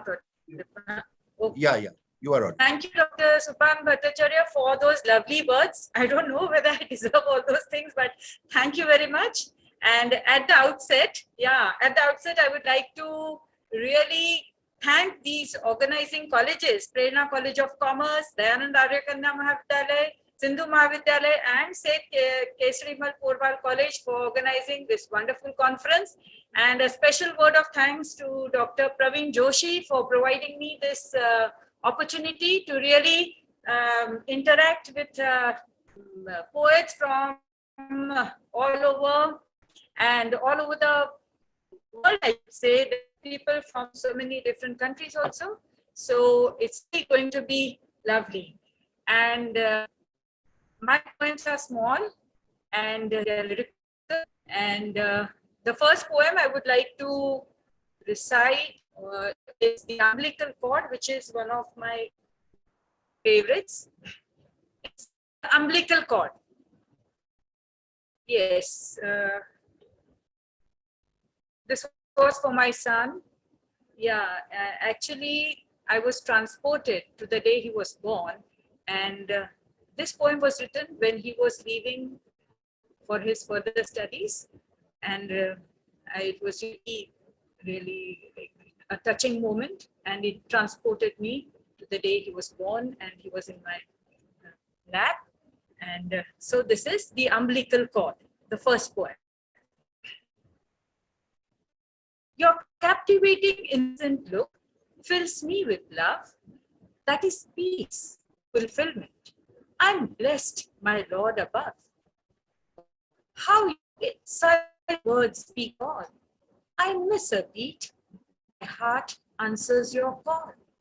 Your captivating innocent look fills me with love. That is peace, fulfillment. I'm blessed, Lord above. Oh, how your silent words speak all. I miss a beat. My heart answers your call. This divine chord can never be severed. An almighty wish ever revered. He's there, yes, there, and everywhere. His presence is felt in a mother's care. Yes, this divine chord can never be severed. An almighty wish ever revered. He's there, yes, there, and everywhere. His presence is felt in a mother's care. My bosom fills with so much love. My heart cries in unison. Life has a meaning now, my son. A universal spirit breathes and unites us all. There's harmony in nature responding to his call. My bosom fills with so much love. My heart cries in unison. Life has a meaning now, my son. A universal spirit breathes and unites us all. There's harmony in nature responding to his call. Your tiny fingers hold life's trust. I'll spend my life for you till dust. This selfless devotion is God's miracle. With you forever, I am entwined by this cord umbilical. Your tiny fingers hold life's trust. I'll spend my life for you till dust. This selfless devotion is God's miracle. With you forever, I'm entwined by this cord umbilical. And my second poem is a passing thought. Why is that everything is dated? This beautiful scene, this beautiful moment, all these beautiful emotions are also dated. He creates beauty, wonder and awe. It becomes stirring, passionate and endearing. Builds a tremendous urge to possess it. It infuses energy, zeal and enthusiasm. That fiery spirit, that mad dedication. Beauty can stir powerful imaginations. Labored, sweated, all energy strained. Experiencing the sweet pleasures and pains. Oh, it was a journey to bliss. When neared, when achieved, when once possessed, oh, it has lost its significance. Where's its value? Where is the beauty? These are the leisures, the world a myth. The world a myth. Thank you.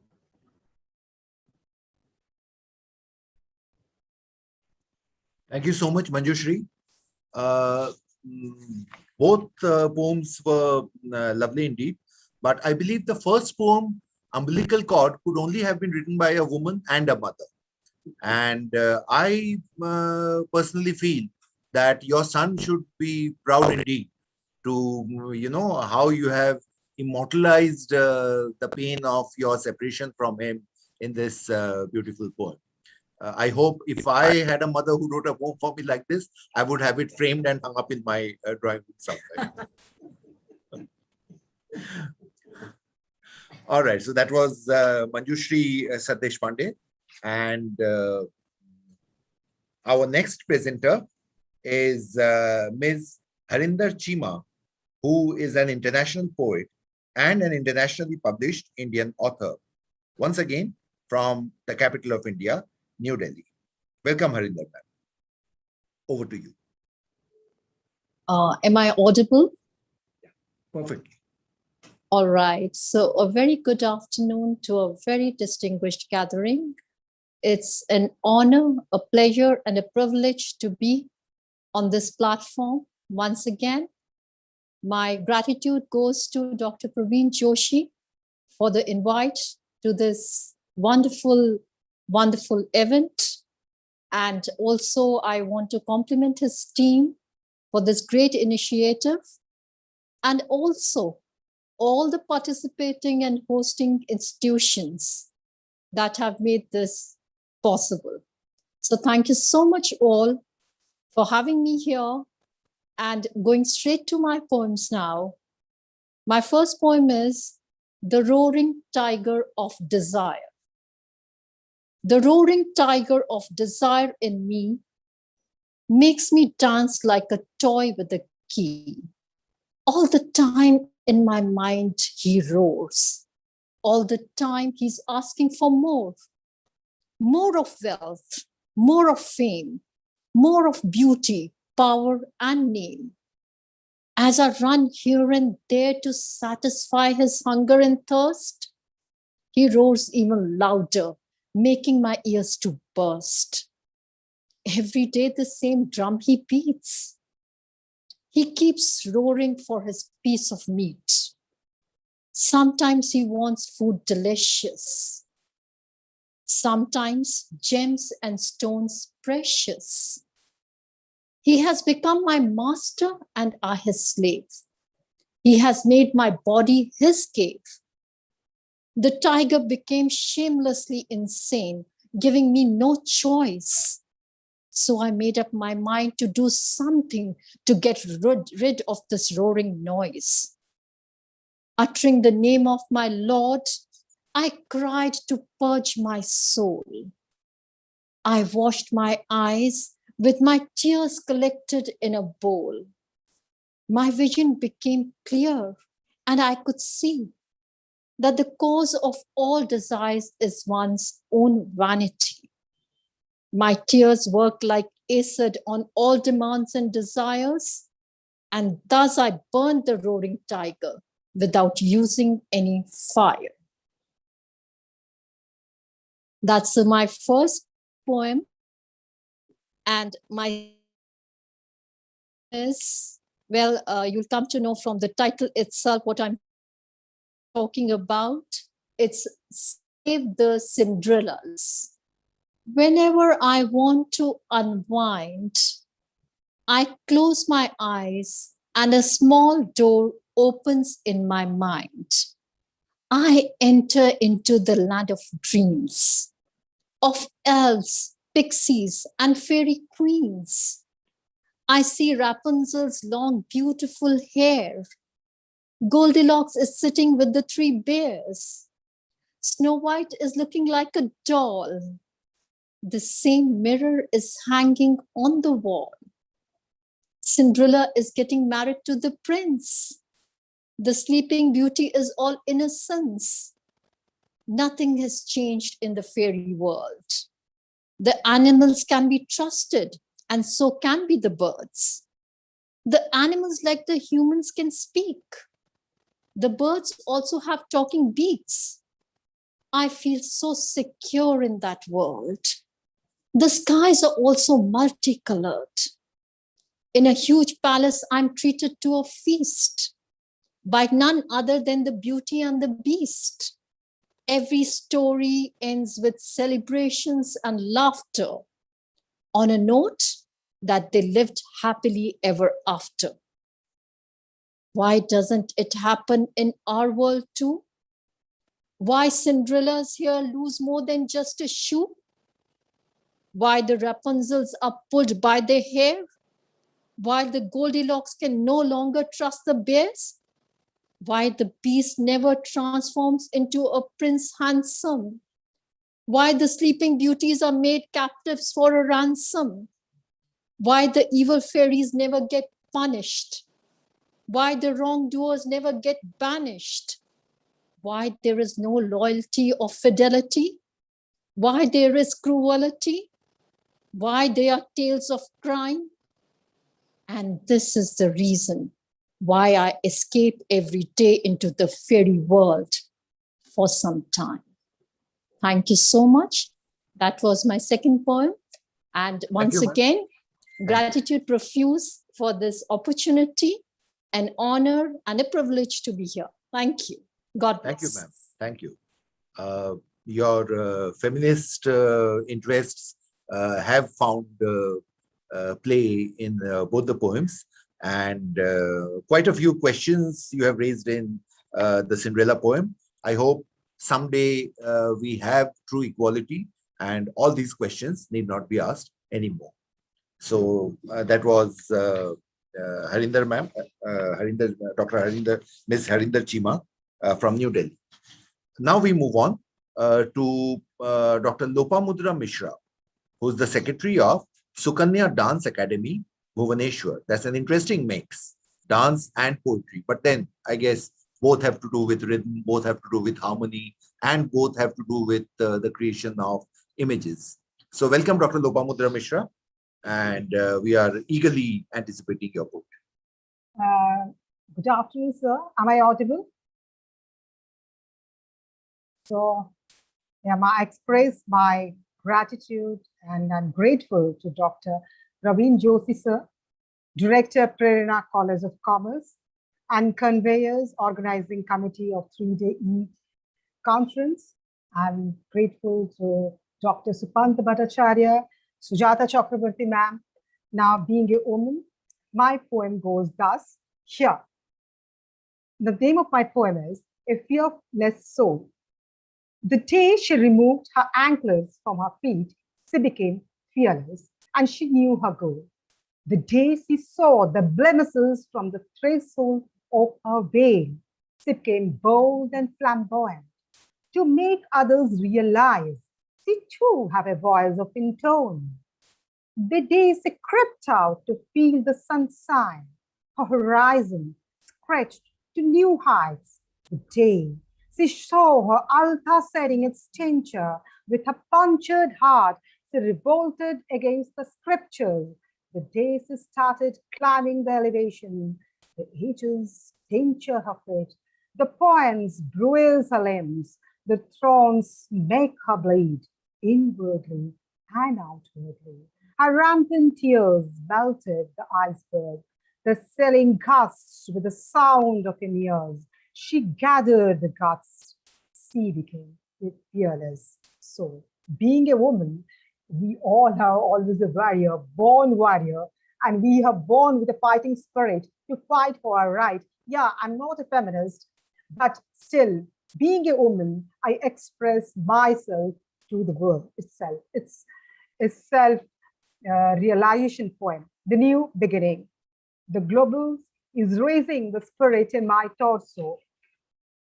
From the sack, I search my modules, one by one to dissect, one by one to digest, one by one to grow through in details, to see my actions and reactions in the glass image, the changing perspectives, the immediate sensitive, the concrete constitutive, keeps my thought traveling from past to present, present to future, diagonally, rising thousand questions, solving 100 answers, ignoring the unsolved miseries. I frame my image from the pieces.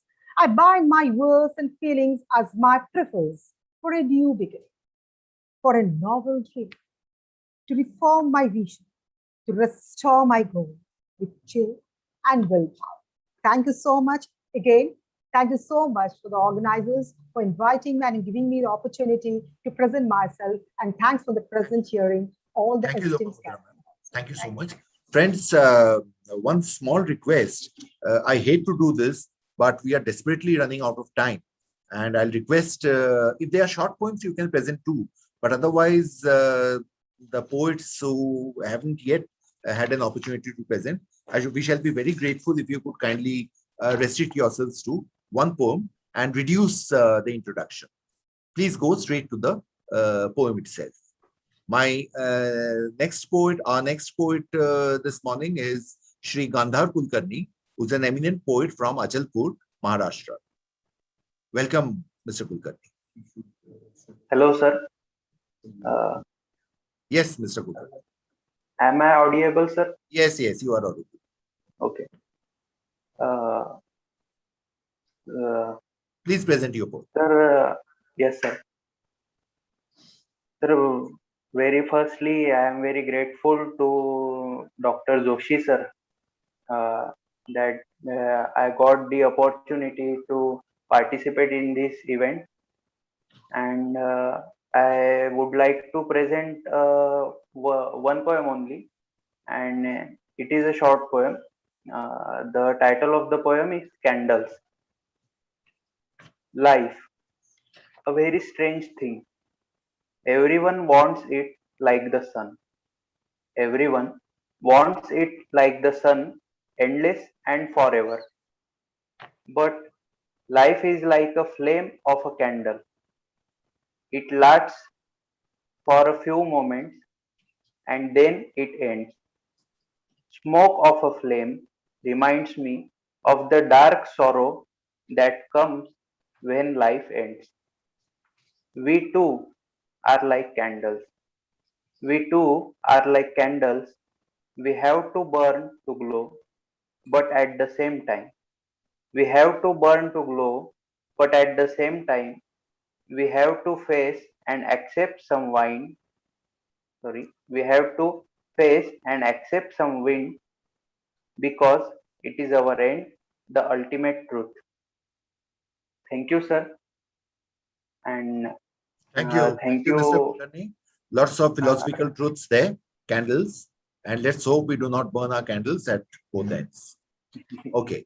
Now we move on to the next poet, Dr. Sumangala Pateria, who is an associate professor in the Department of English at Government Hamidia College, Bhopal.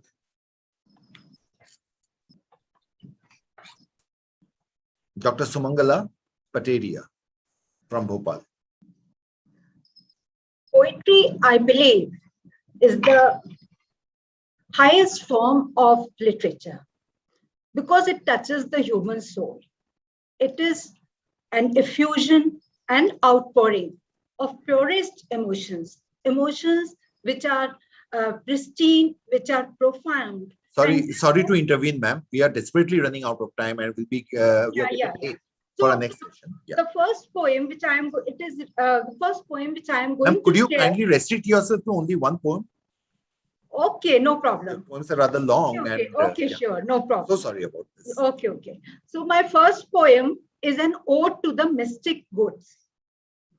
Woods are calling, the blossom on the boughs and the burble of the brook falling. Oh, listen, the woods are calling. The pleasant murmur of the breeze, the soft whisper of the leaves. Oh, listen to the bees buzzing near the silver stream running.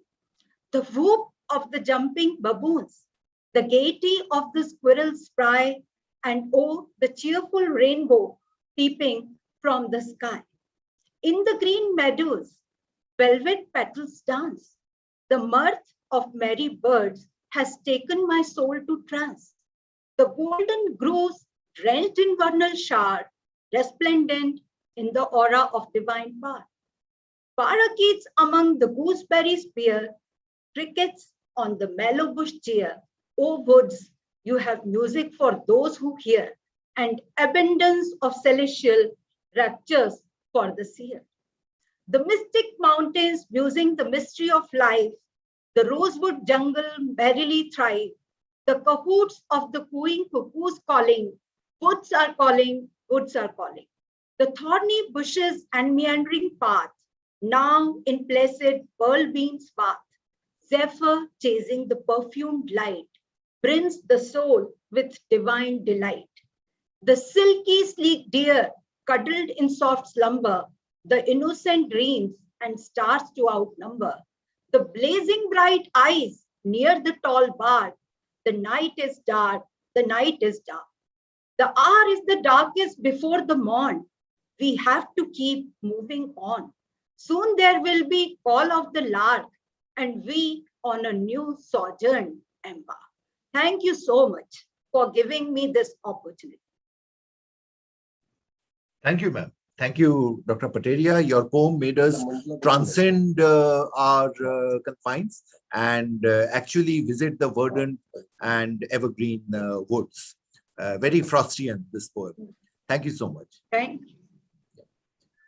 Our next presenter is Dr. Vaishali Deshmukh, Professor of English, Shri Shivaji Arts and Commerce College, Amravati, Maharashtra. Over to you, Dr. Deshmukh.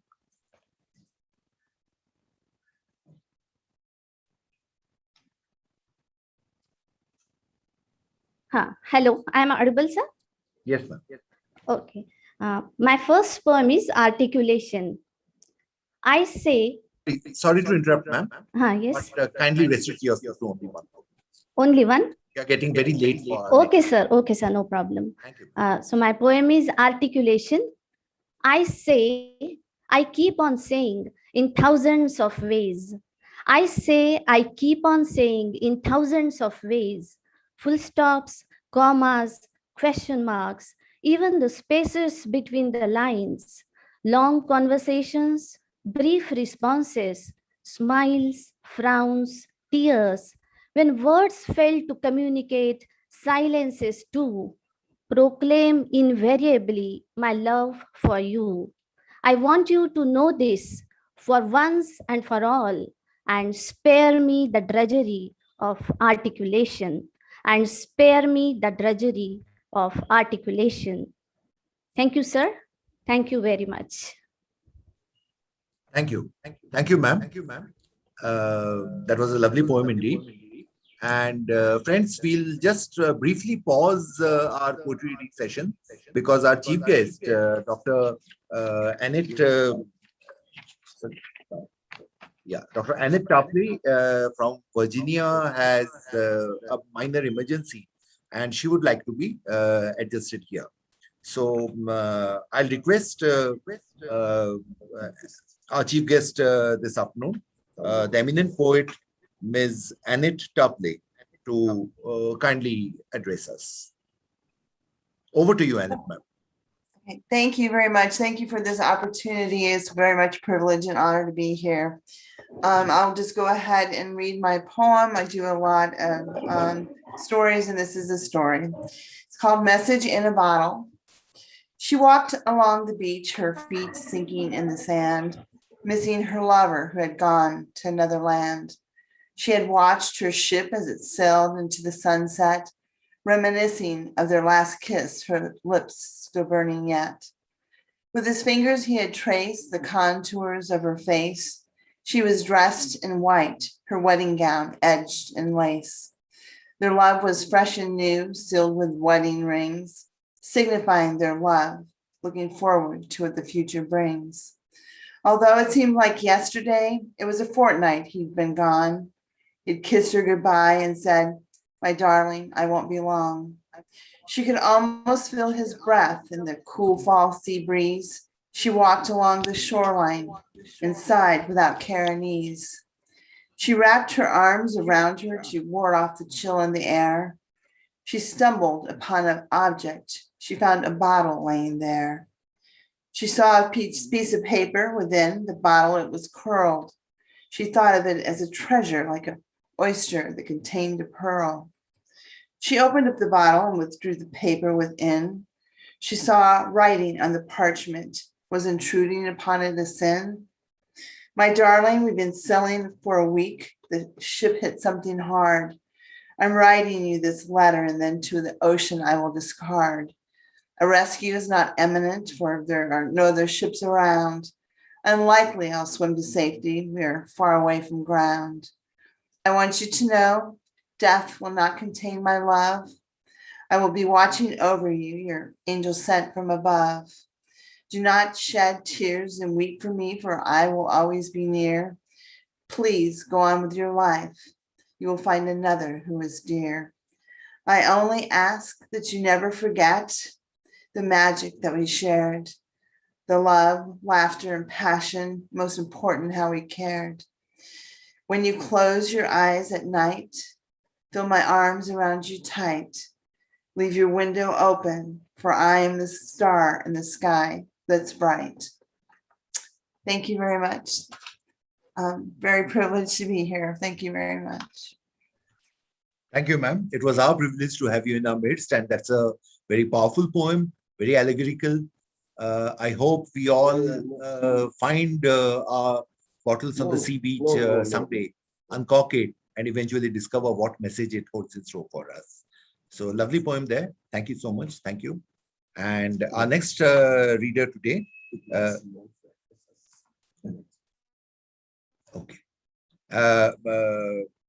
Annette, ma'am, kindly go ahead. We are all eagerly looking forward to hearing you speak.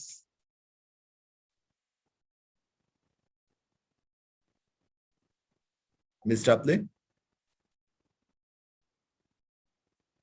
Annette, ma'am, can you hear me?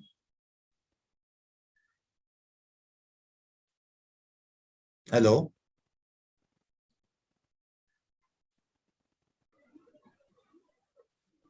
Oh, there you go. Yes, ma'am. Absolutely looking forward to your speech. Yeah. Kindly go ahead.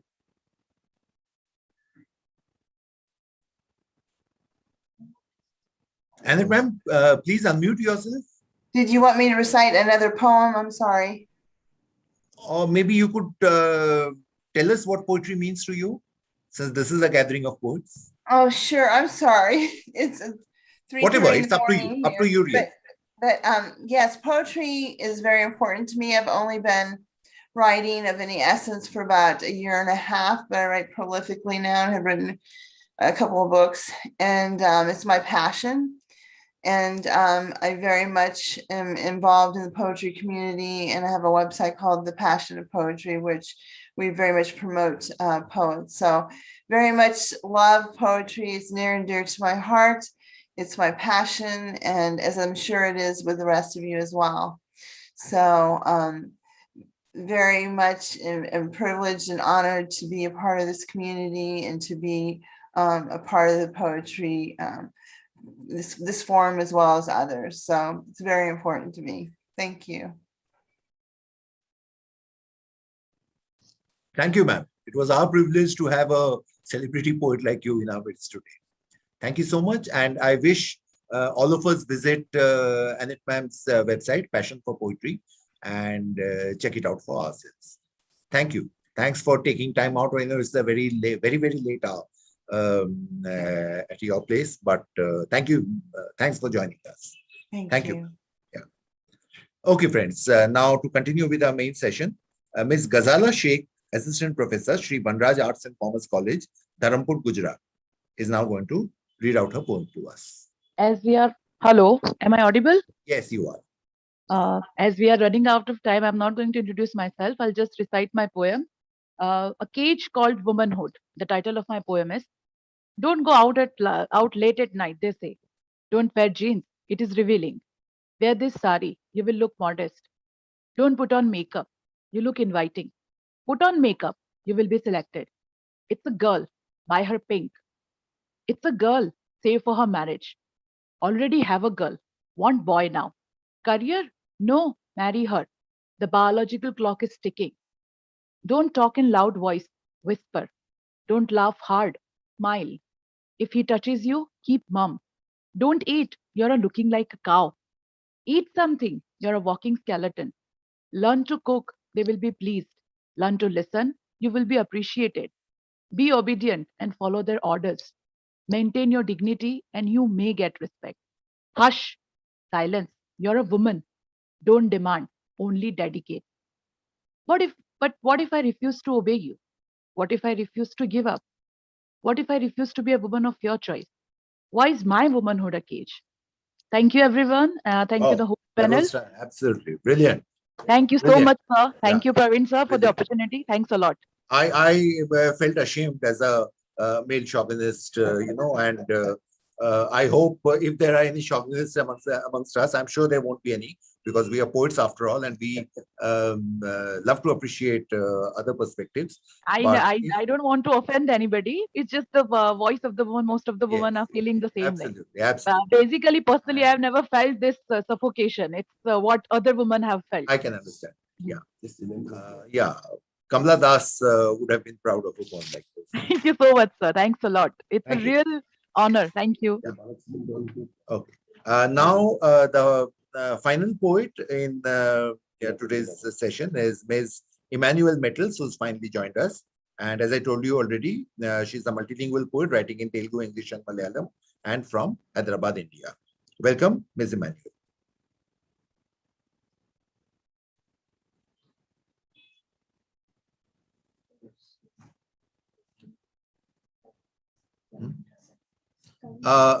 Ms. Emmanuel, could you please unmute yourself? You're not audible. There she is. Welcome, Ms. Emmanuel Metals, and kindly unmute yourself. You're still not audible. Unmute yourself. Now? Yeah. Can I? Yes, please. Go ahead. Thank you. Sorry for the trouble. And Kindly thank you, confine Dr. yourself Kovic. to one poem. Yes. I will be. As everyone knows me, so I'm going to recite my poem directly. My poem's name is Alimony, and alimony, what is alimony? Everyone knows that when a married woman gets divorced, the husband gives an amount as alimony, and what alimony an Indian woman deserves, and what alimony an Indian woman asks for is my poem. We are bidding at you, and an alimony is to be paid. I know it's the ransom of my captivated gaiety, the solatium of my robbed serenity, where torments fathom the depth of bleeding ulcers in my heart, that you made by dabbing with tongue. Retain the adolescence of my October dusks, where I used to wait zealously for stars. Measure my wriggling bruises pride, suppressed lamentations, return to a drop of my unshed tears.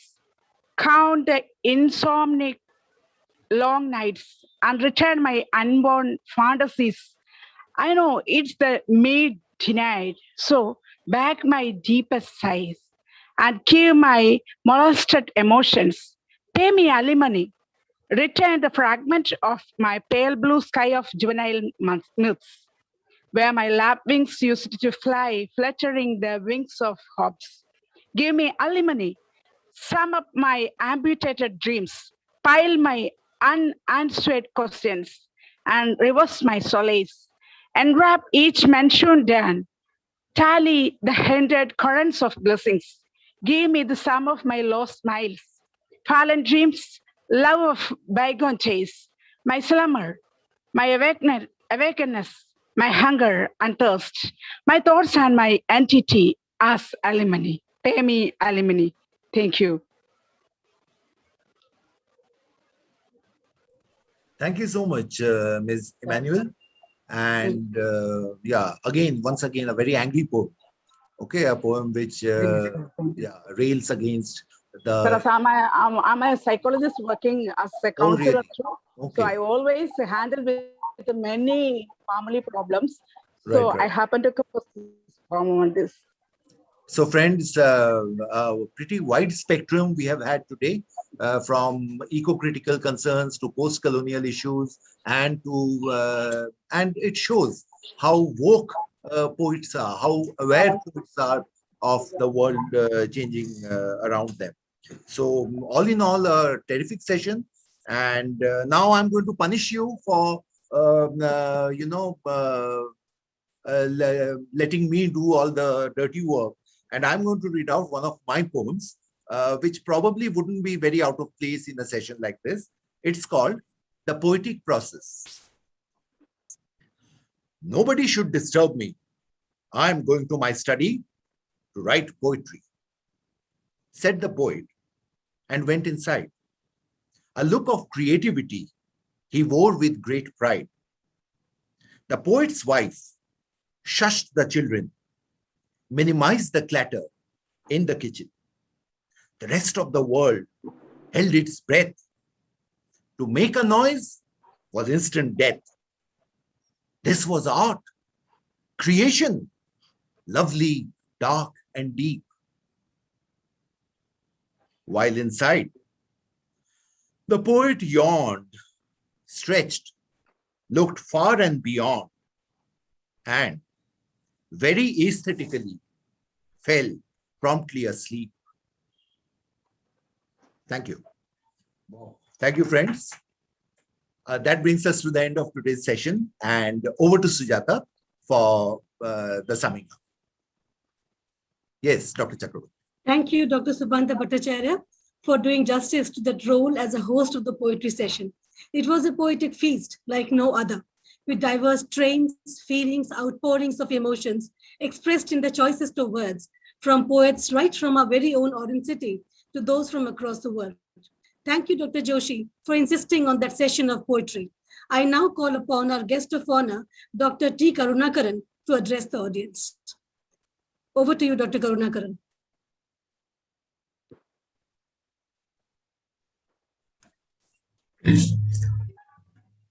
Very good afternoon, all. First of all, I would like to thank. Am I audible enough? Am Yes, I audible? Yes, right. yes. Loud and clear. Yes. First of all, I would like to thank Dr. Praveen Joshi, who gave me an opportunity to listen to this conference for 3 days. Actually, it is an excellent conference. You know, during this pandemic, you gave a good platform to many scholars, teachers, and others who could bring out their potentials in this platform. See, this is organizing this conference is a great task. But as I listen to many people who talked about Praveen's talent, the ability, so I can I could understand the dynamic personality that he has. So because he was able to bring out, and he was able to bring in many people into this mission. So that today, I attended all 3 days, but not fully. Today only I'm present here right from the beginning. So I just first of all, I would like to congratulate all those who are connected in this venture. So today's session, actually, today's is a poetic poem recitation. So I was able to listen to various aspects brought out by various poets. Actually, see now what my opinion about poems nowadays, because in our country, in Sri Lanka, the interest in writing poems has gone. I mean, young people are not very interested to write poems because like Dr. Shubhan Bhattacharjee said, now people are more interested in this social media. They post their ideas on these on various social media, like they post their ideas in Facebook, WhatsApp, and Twitter. So, but it is they are what they post there is very direct. There is no room to read between lines. So, and anyway, that's also kind of creativity. But see, I believe that in India it is maybe it is not like the previous times, but sure I am able to understand that many have interest to write poems and to write novels and fictions. So I think say like Dr. Praveen said at the beginning, it is a very good platform for the budding poets and budding writers, because so for the already established, those who are already established, they don't need any introduction, they don't need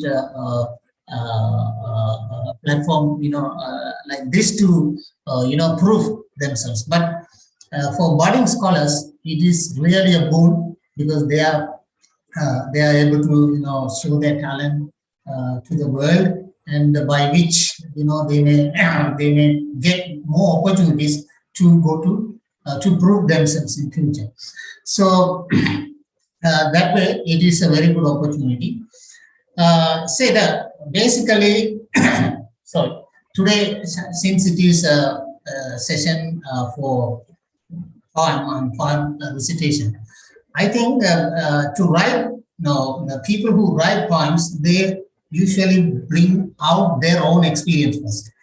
Most of the poets, what they do is they just reflect on their experience. So they just put their experience into the words and sentences, and then they add other qualities as and when it is required. So basically, say the poets are, in my opinion, creative. They are very creative people, and they have a lot of potential. But without creative, without, say, everyone cannot be a good poet.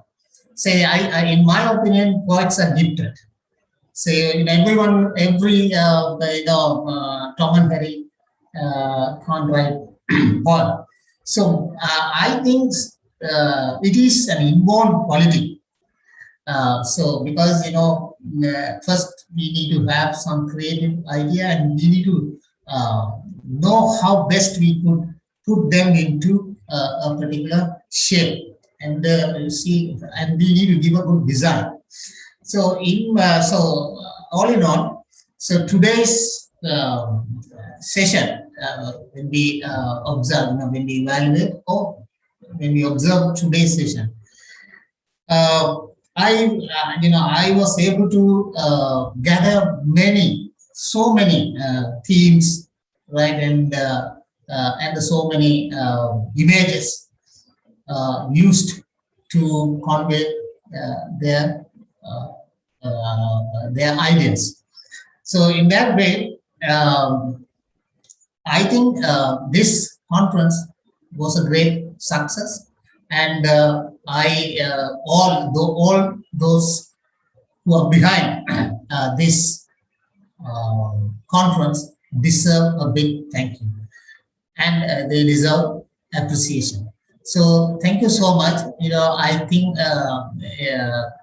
I may also be part of conferences in the years to come. Thank you.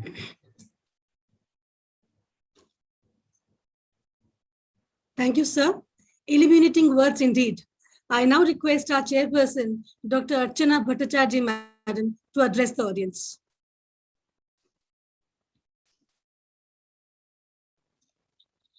Am I audible? Yes, madam. Loud and clear. Please Okay, go thank ahead. you. Thank you. Thank you. So namaste, good afternoon, and greetings to the chief guest, resource person, and all the brilliant participants from around the world attending this poetry reading session virtually on the third day of the 3 days international e-conference on effective visualization and literature being organized by Prerna College of Commerce in collaboration with a cluster of colleges. It is truly an honor and privilege for me to chair this wonderful session on poetry recitation. I would first of all like to thank the organizing team headed by Dr. Praveen Joshi, Director, Prerna College of Commerce, for organizing such a wonderful conference and for introducing this poetry reading session within its fold. This innovative initiative of introducing a poetic platform will definitely go a long way in encouraging our budding poets to give voice to their emotions on different issues spontaneously and without any kind of innovations. Now, in summing up this particular session, I have to refer to the main theme of the conference, effective visualization and literature. Poetry, as we all know, is an ever-evolving genre which continues to shirk definition at every turn. It is continuously evolving. Poetry, as we all know, is a lot of things to a lot of people, so it cannot be labeled or nailed down. It is truly a chiseled marble of language. One may use prose to narrate, describe, argue, or define, but poetry has an underlying and overarching purpose that goes beyond the literal. Attending this poetry reading session today has been a really rewarding experience. All the poets made brilliant presentations and kept us mesmerized with the play of words. They are truly blessed by the goddess of muse. I'm not a poet, but I love reading poems because it teaches me a lot of things. But from my standpoint, I tried initially to listen very carefully to each and every poem read out, taking into account all the elements that goes into its making, like say, for instance, the structure, the form, the language, the content, the narrator.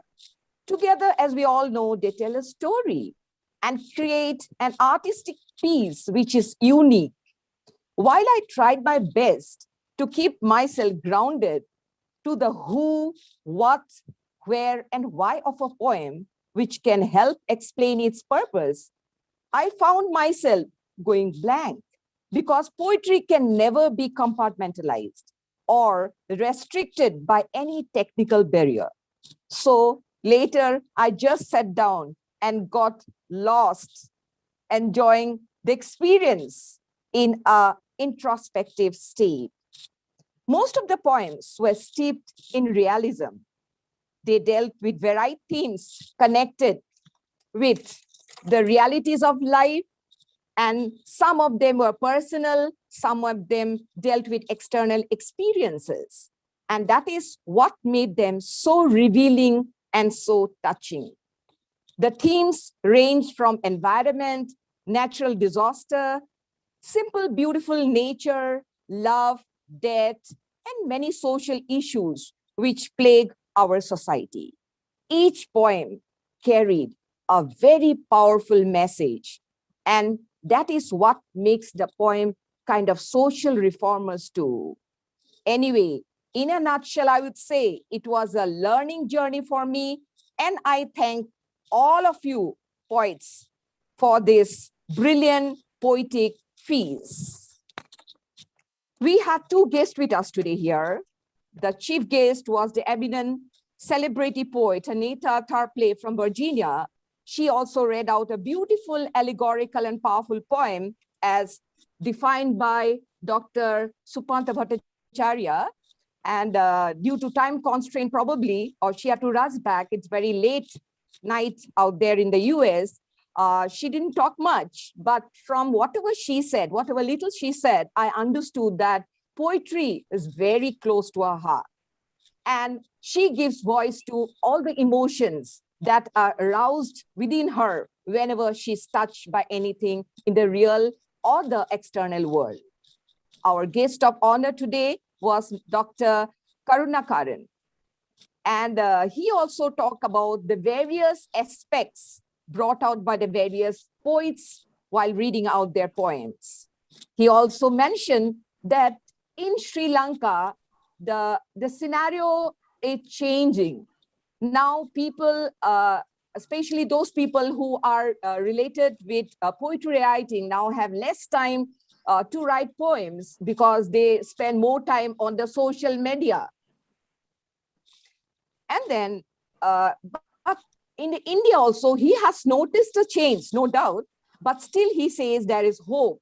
And if we continue to provide platforms like this for the budding poets, then of course, there is still hope for the later generation. And this is what he has stressed upon. He says, all the youngsters are very talented and we must give them the opportunity to reflect on their experiences in word form.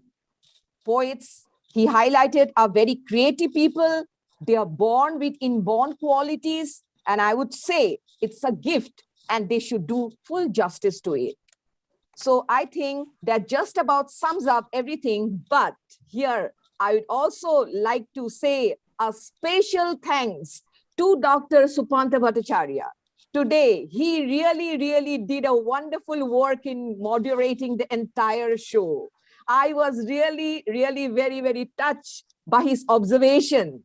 He gave due space to each and every poet, even though he was under pressure, and I can understand that because being the moderator is a very challenging task, no doubt, but still, in a very diplomatic manner, in a very sensitive manner, he dealt with each and every poem in a very smooth manner. So thank you, Dr. Supanta. And thank you once again to all the organizing team, particularly Dr. Praveen Joshi. And as Dr. Supanta said right in the beginning, that it is a little difficult for us to say no to Dr. Joshi. In fact, today, I am in charge of organizing a national webinar which starts at 5 o'clock and is a very important webinar organized by CTF, and I'm the vice chairman there. And I knew it would be very taxing on my part, but I just couldn't say no to him. So this is what friendship is all about. So thank you, Dr. Joshi, once again. But I have no regrets because this was truly a great, rewarding experience for me. And I always think of myself as a learner. And today I leave this platform very enriched in so many ways. So thank you, everyone, for giving me this opportunity. Thank you. Thank you. Thank you, madam. Thank you for appreciating our effort. Platforms like these are indeed the need of the hour. You proved that age is no bar for learning, considering this to be your learning ground. Thank you once again, madam. I now request Dr. Suman Keswani to propose the formal vote of thanks. Over to you, Suman. Good afternoon, everyone. Kindly make it short. Yes, sir. Yes, sir. Because our guests for valedictory are joining, right? Okay. Am I audible? Right. Yeah, you are very much audible, but make it shorter. Yes, sir. Yeah. On behalf of the organizing team, I, Dr. Suman Keswani, Assistant Professor, Dada Ramchand Bakru, Sindhu Mahavidyalaya, Nagpur, would like to propose the vote of thanks for this exciting, exhilarating poetry session. In these times when the world is in disarray, trying to cope up with the pandemic crisis, we strive to alleviate the sufferings through effective visualization, transforming the pain into poetry. Poetry which has the power to heal the aggrieved hearts. Today, we witnessed an ensemble of the finest creative minds. Today, we are here on a mission to celebrate and disseminate the beauty of poetry to make the world a better place. First of all, I would like to thank Chief Guest, Professor Annette Tapley, for her sparkling presence and wonderful poem, as well as her wise words about passion for poetry. I thank guest of honor, Dr. T. Karunakaran, for motivating our participants with his words of instruction and appreciation. I extend hearty thanks to Chairperson Dr. Archana Bhattacharjee for her minute observation and excellent remarks about the poems of the participants. I would also like to thank our wonderful host, Dr. Supanta Bhattacharya, for conducting the session so well and putting the participants at ease. Sir, your witty remarks really added charm to the session. I'm thankful to the galaxy of poets who have participated in this poetry session and presented their beautiful pieces of creation. As it is said that the principle of true art and true poetry is not to portray, but to provoke. Thank you, dear poets, for evoking a myriad of emotions in us through your expressive poems. I thank the convener of the conference, our guiding angel, Dr. Praveen Joshi, for his guidance and support. Sir, you really are an inspiration to us. I thank the management committees, principals, and the organizing teams of all the 4 colleges which have collaborated for this conference. At the end, I would like to snatch this opportunity to recite a few lines from my poem, The Captain. My son, captain of the sailing ship, on his first foray in the morning sun, little fingers parted from mine to make a mark, explore and shine. Come back, captain of the sailing ship. I miss your pranks and childish fun. Nothing can match your gorgeous form. Come, I sense an approaching storm. Come back, captain of the failing ship. I wait as candles brightly burn. Hopes slacken and sway, my heartbeats fall. No glimpse, no shape, no shriek, no call. Come back, captain of the sinking ship, for I reel as rescue boats hurriedly run. I long to hold your hands agile. Come, help me cross my final mile. Thank you very much. Now, I hand over the proceedings to Dr. Renuka Roy, the Master of Ceremony, for the valedictory function. Thank you.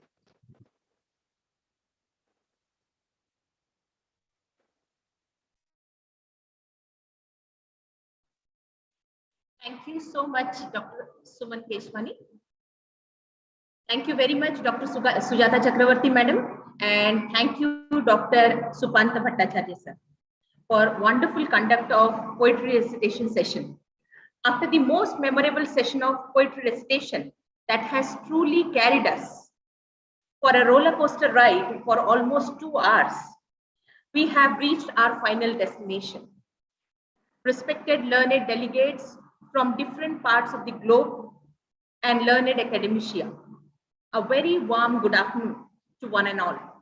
I, Dr. Renuka Roy, Associate Professor, Department of English, State Kesrimal Porwal College, Kamchi, welcome each and every one on behalf of the organizing committee of 3-day international e-conference on effective visualization and literature. As we have reached the culmination of this mega event, that is the valedictory session, I request the participants who are entering kindly mute themselves.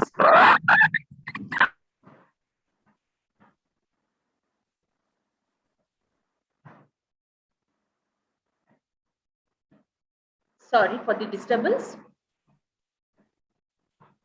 As we have reached the culmination of this mega event, that is valedictory session, a time to profoundly recollect the memorable moments and applaud the perseverance of the team. This event was organized under the auspices of Prerna College of Commerce, Nagpur, Dayananda Arya Kanya Mahavidyalaya, Nagpur, Dada Ramchand Bhaku, Sindhu Mahavidyalaya, Nagpur, and St. Kesrimal Porwal College of Arts, Science and Commerce College, Kamchi. I would like to start today's event by welcoming today's eminent chief guest, Dr. Neerja Gupta, Honorable Vice Chancellor, Sanchi University of Buddhist Indic Studies, Raisen, Madhya Pradesh. Madam has a successful career and she has been a part of many academic ventures and various summits. I welcome you, ma'am, to this grand event. We have with us Sri Ashok Kumar Kriplaniji, President, Arya Vidya Sabha, Nagpur, Sir is an administrator par excellence. I welcome you, sir, on this magnificent event. We have Shri Ashok Kumar Bhatia, Director Development, Shikshan Prasarak Mandal, Kamti, as the representative of Shri Sunil Kumar Porwal, President, Shikshan Prasarak Mandal, Kamti. I welcome you, Bhatia ji, on this grand event. It is also my pleasure to bid all the learned participants and the delegates a warm welcome. May I now request Dr. Swapnil Dahat to introduce the guest. Over to Dr. Dahat. Thank you, Roy Madam. A very good afternoon to all.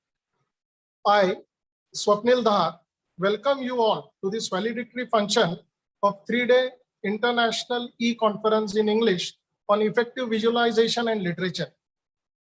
We are extremely honored today to have with us Dr. Neerja A. Gupta as the chief guest, and it is my pleasure to introduce her. Dr. Neerja A. Gupta is a Vice Chancellor of Sachi University of Buddhist Indic Studies District, Raisen, Madhya Pradesh. She is the Chief Coordinator of Bharat Shodh Sansthan, Ahmedabad. She has a teaching experience of 36 years. She is on various governing council positions.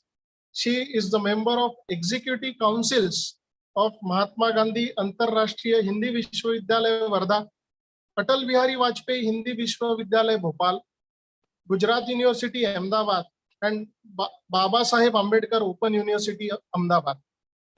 She is also a member of Academic Council of Mahatma Gandhi Central University of Bihar Motihari and a member of Academic Council HRDC UGC Committee Gujarat University Ahmedabad. She has the major consulting experience. She is advisor, higher education, Atmanirbhar Bharat, Madhya Pradesh state government. She is also on the research advisory committee of Atal Bihari Vajpayee Institute of Good Governance and Policy Analysis. Her major achievements are she is the principal director of Ministry of Home Affairs, Government of India Committee on Abrogation of 370 in Jammu and Kashmir. She is a member of Interreligious Dialogue Committee formed by Reverend Pope in Vatican City representing Hindu Dharma. Spokesperson on CAA. She has won many national awards. National Talent Search Award 2020, Eminent Scholar for Contribution in Indian Scriptures, Eminent Contribution to Hindi, Atal Bihari Vajpayee Rashtriya Samman for Contribution in Diaspora Studies, Shiksha Bharati Puraskar. She is one of the best paper presenters in International Conference on Tribal Development.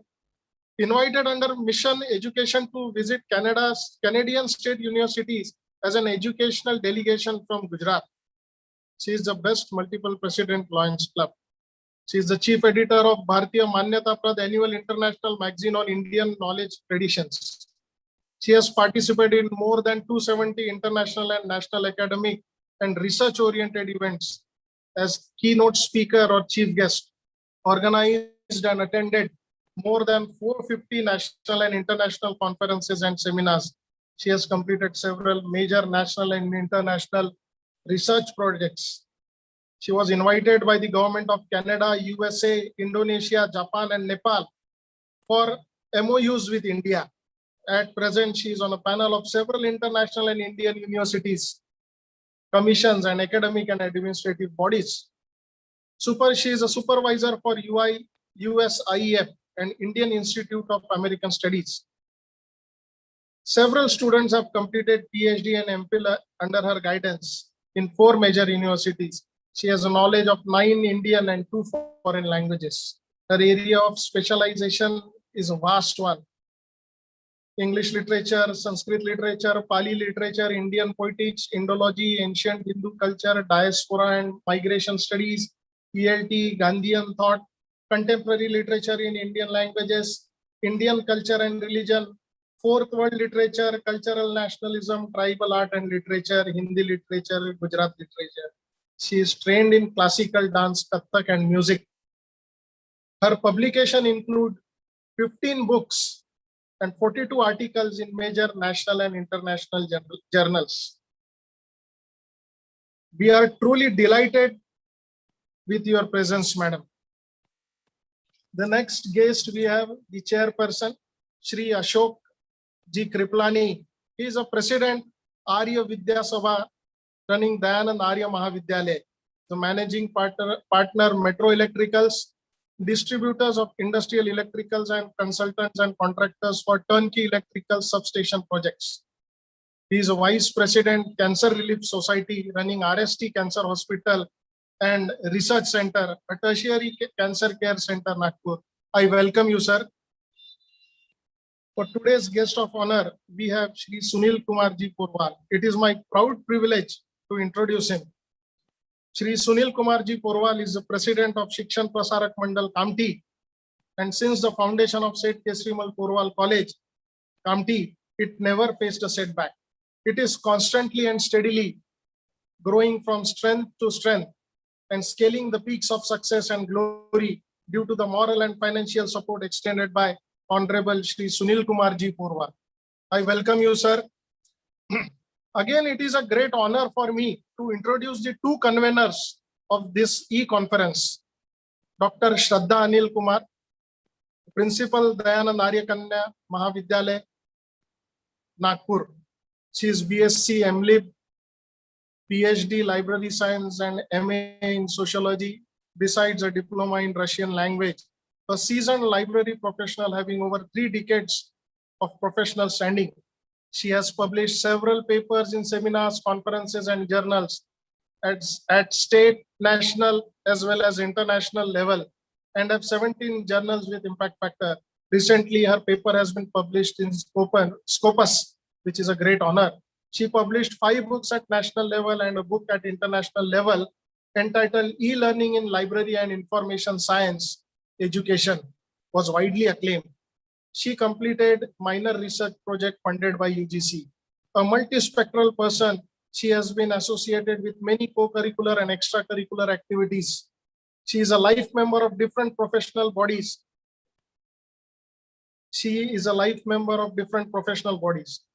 I welcome you, ma'am. The next convener of this e-conference is Dr. M.B. Bagde, our principal, Seth Kesrimal Porwal College, Kamti.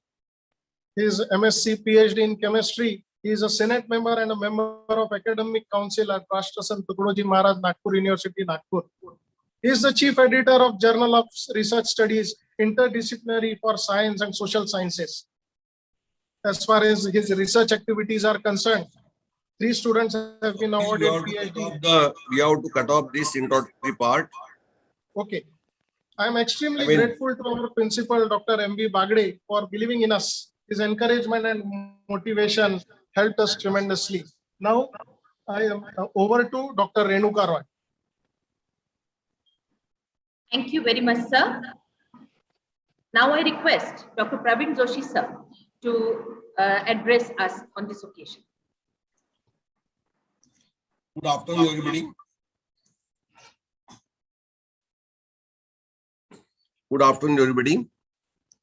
It's great pleasure to be with all of you. The chief guest of this valedictory function, Dr. Nirja Gupta, who at present is the Vice Chancellor of Sanchi University for Buddhist Studies. She basically belongs to our own fraternity, that is the Department of English. She is basically from Ahmedabad. She is a great scholar, great writer. She has many awards to credit, and she has been associated with many governmental and non-governmental organizations. She has visited many countries on government mission, and at present she is the Vice Chancellor of Sanchi University. We have with us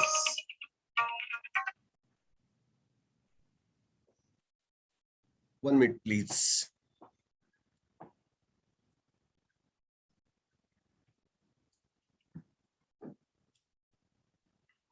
Yes, madam.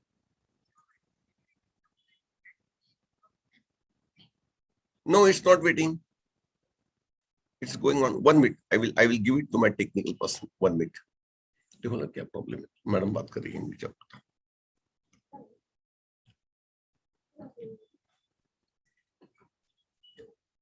Yes, the problem is that Dr. Nirja Gupta is not able to join. I mean, technically, she is trying at her end. Now the technical advisor will help us there. So far she has not joined. I also welcome the chairperson of this session, that is Shri Ashokji Kriplani. Then Mr. Bhatia, Dr. Bhatia, Dr. Ratan Bhattacharjee, Dr. Niru Tandon, who have already been introduced in the previous sessions and they need no introduction. The principals of 4 colleges, Dr. Ujjwal Lanjewar, Dr. Shraddha Naidu, Dr. Vishwajit Paintsing, Dr. Mahendra Bagde, my dear friend, Dr. Supant Bhattacharya from Hislop College, and my special friend who is joining us from Nigeria, Mr. Philibus K. Elisha. He's a great poet from Nigeria. He joined late, but he will be reciting his poems today before us. Whenever there is a big event, there are certain lapses. Some technical lapses are there. We can't help because technology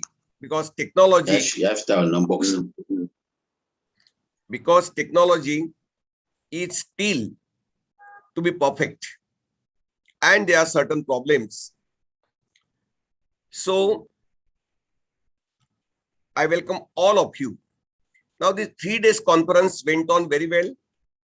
All the members of the team have worked very hard and they have tried to see that this conference goes on very well, smoothly, flawlessly, without any technical problems. The 4 colleges have come together for a very nobler purpose. And I think with this validity, we have made that purpose properly as it was expected. Now, after the validity session, we will have a sense of emptiness. As for last 1 month, we had been working very hard, all the 4 colleges, to make this conference a grand success. Now we will have feeling of emptiness as we have when the guests leave our house and we feel that kind of emptiness. All the sessions went on very well. All the resource persons were very wonderful, and they have tried very hard to give something very insightful to us. Whenever we attend any conference seriously, we learn a lot many things. But sometimes some people are not at all serious, and for them, the conferences become very dull and boring. But as far as this conference is concerned, I saw around 200 persons joining on the Zoom link and around 200 at the YouTube link. And that's a wonderful success. Having 400 people continuously with us for all the sessions is really a tremendous achievement. And the success goes not only to the team, but also the speakers who have really kept us captivated and glued to our e-devices. So I thank all of you and expect this kind of cooperation in future also. Congratulating all the team members, all those who have directly and indirectly participated in this conference. And now I invite my friend, Philibus Elisha from Nigeria, kindly to recite his poems. Thereafter, the proceedings will take. Good morning, everyone. Am I audible enough? Good morning, everyone. You are audible. You are audible. You are audible. Good morning, everyone. Following this recitation, distinguished dignitaries, esteemed judges,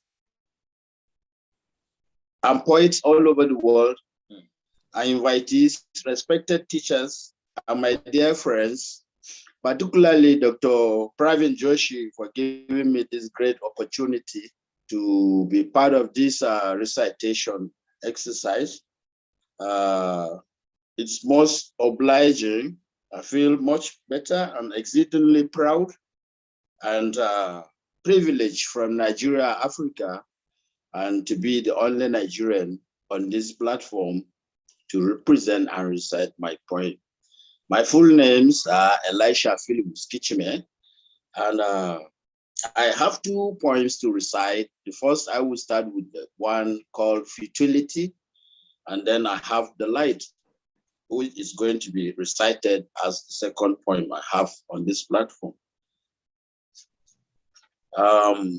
The poem Futility,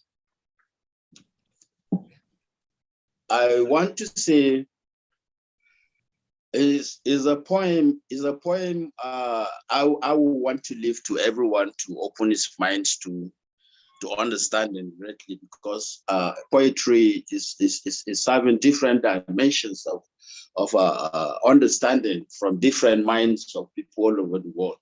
So let me read this poem, Futility, as the first one that I have. In man's futile quest and unquenchable zest to unravel this world's tempest from her tranquil rest, man, in his futile quest and zest, has made manifest this world's bizarre unrest. He has made for man a hallowed heaven, wherefore yields nourished to flourish.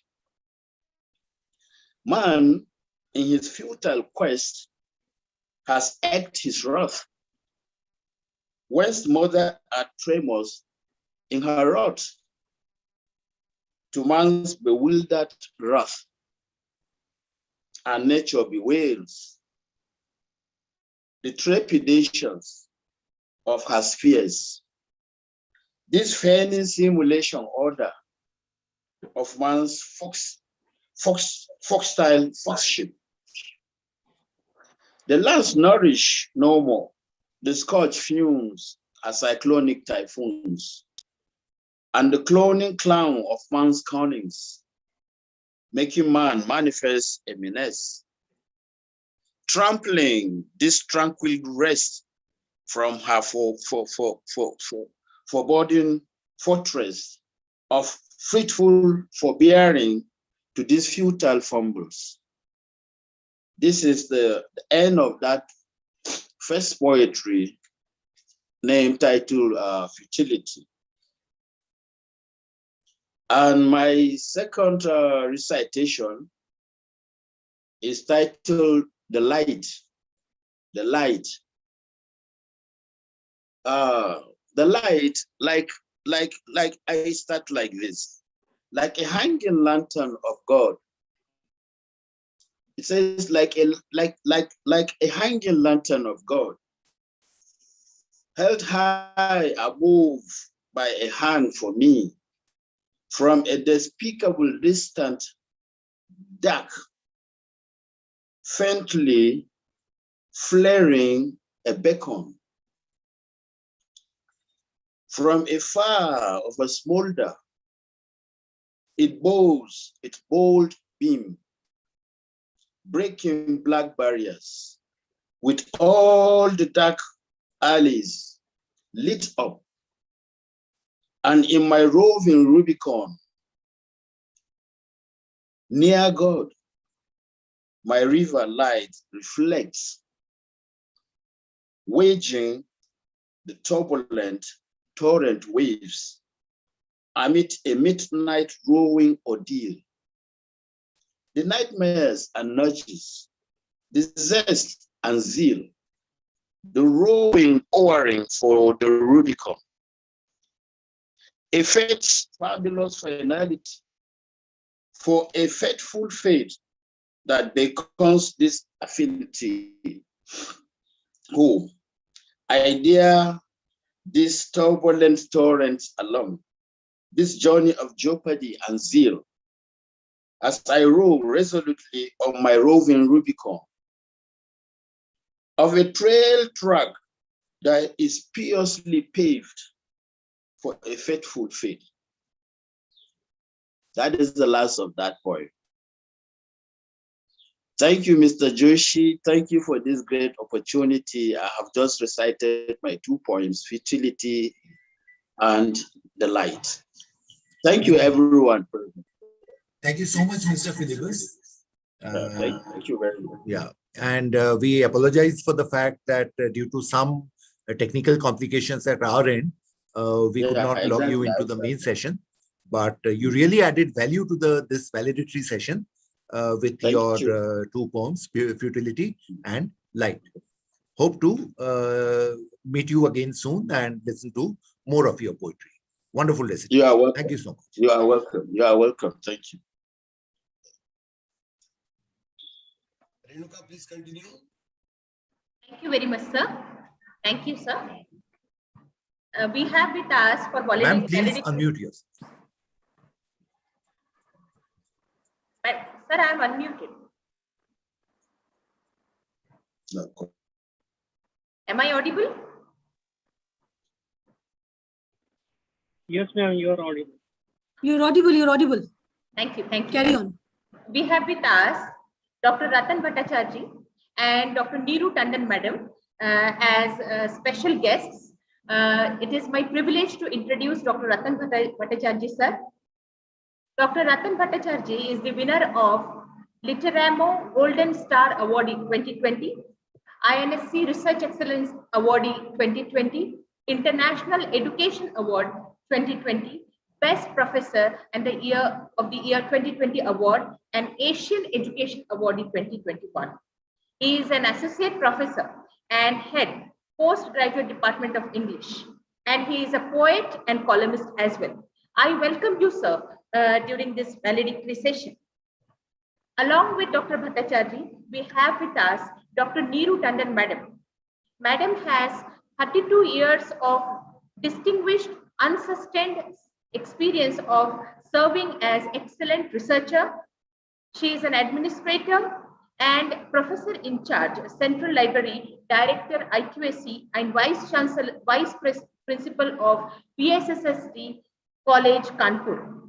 Madam is the first and only teacher to have the degree of Doctor of Letters, that is DLit, in English from CSJM University. Madam is a digital age teacher, and she is known for her unassuming conduct and motivational ethics. Madam is the founder, chairperson, and coordinator of ILTAI Kanpur chapter. We welcome you, Madam, to this valedictory session as well. Now, we have with us principals of 4 collaborating colleges. I welcome you all. Dr. Ujjwal Lanjewar, sir, from Principal Prerna College of Commerce, Nagpur. Dr. Shraddha Anil Kumar, Madam, Principal Dayananda Arya Kanya Mahavidyalaya, Nagpur. Dr. Vishwajit Bense, Principal Dada Ramchand Baku, Sindhu Mahavidyalaya, Nagpur. And Dr. M.B. Bagde, Principal, St. Kesrimal Porwal College of Arts, Science and Commerce College, Kamchi. Principal Dr. M.B. Bagde is always with us and he supports us in every new endeavor. I welcome you, sir, and I request you kindly to share your valuable thoughts on this occasion. Dr. Bagde. A very good afternoon to all scholars, delegates, academicians of the 3 days International Conference on Effective Visualization and Literature, organized by Prerna College of Commerce, Nagpur, Dayanand Arya Kanya Mahavidyalay, Nagpur, Dada Ramchandra Bakru, Sindhu Mahavidyalay, Nagpur, and St. Kesrimal Purwal College of Arts, Science and Commerce, Kamti. It gives me immense pleasure to witness the gathering of stalwarts and literary figures from the field of language and literature on the virtual platform to discuss the interesting topic like visualization and literature. The presentation by keynote speakers and the resource person in the technical session were extremely innovative and enlightening. They presented new dimensions and perspective of the study of literature. I am sure that this e-conference has given food for thoughts for the students of language and literature, as well as the researchers in the respective field. I, on the behalf of team of St. Kesrimal Purwal College of Arts, Commerce and Science College, Kamti, wish to thank all the participants for being a part of this event and extend a hearty congratulations to the Department of English of all the 4 colleges and the team of technical persons on the success of this conference. With these words, I take leave of you and thank you very much. Thank you. Thank you very much, sir. We are always grateful to you for giving this opportunity to us. Now, I request Dr. Vishwajit Pensik, Principal Dada Ramchand Bakru Sindhu Mahavidyalay, Nagpur, to address the gathering. Good afternoon, and thanks for giving me this chance, actually, because I'm the one man who is out of this context of the languages and the visualization of the all those things are totally different for me, including the poetry which I was trying to discern and understand. It is always a great pleasure to get associated with our peer colleagues which are there in our area, and we are trying to do something which is there for as a platform for beginners or the budding, whatever term. So that's really an opportunity for everyone who is trying to express himself. And I think always the language has been the way of expression. It has been tool of expression.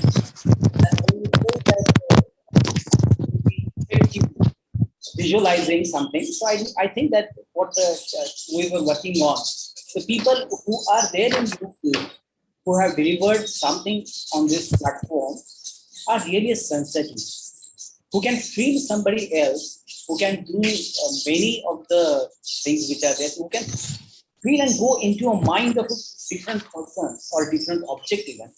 Because many times I have listened to a poem who talks about emotions of tree.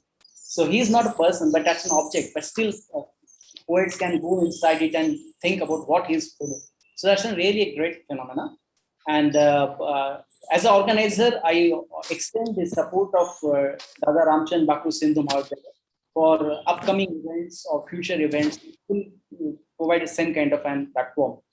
So this is all about our support, and thanks for giving me this chance. Thank you. Thank you very much, sir. Thank you for your kind words. Now I invite Dr. Shraddha Anil Kumar sir, Madam, Principal Dayanand Arya Kanya Mahavidyalay, Nagpur, and request her to address the gathering. Thank you, Rai Madam. Paramhans Yoganand said, proper visualization by the exercise of concentration and willpower enable us to materialize thoughts not only as a dreams or vision in the mental realm, but also as experiences in the material realms. Namaskar. Good afternoon. I, Dr. Shraddha Anil Kumar, welcome you all to this unique gathering of professionals across the world. In the form of e-conference, in English, which is going on since 23rd September 2021 on the topic Effective Visualization and Literature, a joint endeavor of a Department of English of 4 colleges. Today is a valedictory function. I welcome Honorable Chief Guest, Dr. Neeraj Gupta, Vice Chancellor, Sachi University of Buddhist Indic Studies from Madhya Pradesh, Honorable Chairperson, Shri Ashok Kumar Kriplani, President Arya Vidya Sabha, Nagpur. Is a great personality, very kind, and always encourages us for doing such a endeavors. From my bottom of heart, I welcome you, sir. And today's guest of honor, respected Shri Sunil Kumar Porwal, President, Shikshan Prasarak Mandal, Kamti, and all virtual participants. At the outset, I want to congratulate the 4 collaborative colleges, Prerna College of Commerce, Dayanand Arya Kanya Mahavidyalaya, Dada Ramchand Bakru Sindhu Mahavidyalaya, and St. Kesarmal Porwal College of Arts, Commerce and Science, Kamti. Under the able guidance and captainship of Dr. Praveen Joshi, Director, Prerna College, they not only choose a very unique topic, but also work hard to make the conference a success. Sir, hats off to you. We are at the end of the 3-day international e-conference. Many scholars from all over the world deliberated on the topic. The positive feedback from the delegates and the participants in the Zoom as well as YouTube chat boxes prove that the conference was indeed well received. Effective visualization and literature is a topic well appreciated by speakers and participants alike, as effective visualization enhances attention because it keeps the audience focused on the subject matter. Visualization have an advanced ability to understand, learn, and remember. Use the power of visualization in literature definitely improve the skill of teachers. It approach increase critical thinking. It motivates learner to learn, making them more cooperative and developing their skill for a critical approach. Effective visualization and literature is a topic well appreciated by speakers and participants. We have also called for the papers on the same and related topics to be published in an online journal with an impact factor 5.61. I want to express my gratitude the management of the 4 colleges for the constant motivation in carrying out such activities and providing all possible help for them. My staff members of the Department of English have worked with complete dedication and devotion for the success of the conference. I also thank the members of the other collaborative colleges for having worked together in a complete harmony. I wish more of such a fruitful collaborative activities are held. At the end, I will conclude with this. By learning, you will teach. By learning, you will teach. By teaching, you will learn. By teaching, you will learn. Important in both, effective visualization is most powerful weapon which you can change the world. So, appeal to all, use more and more effective visualization as a tool in teaching literature, so it become more interesting. यह तो एक पड़ाव है, हमें आगे बढ़ते जाना है. यह तो एक पड़ाव है, हमें आगे बढ़ते जाना है.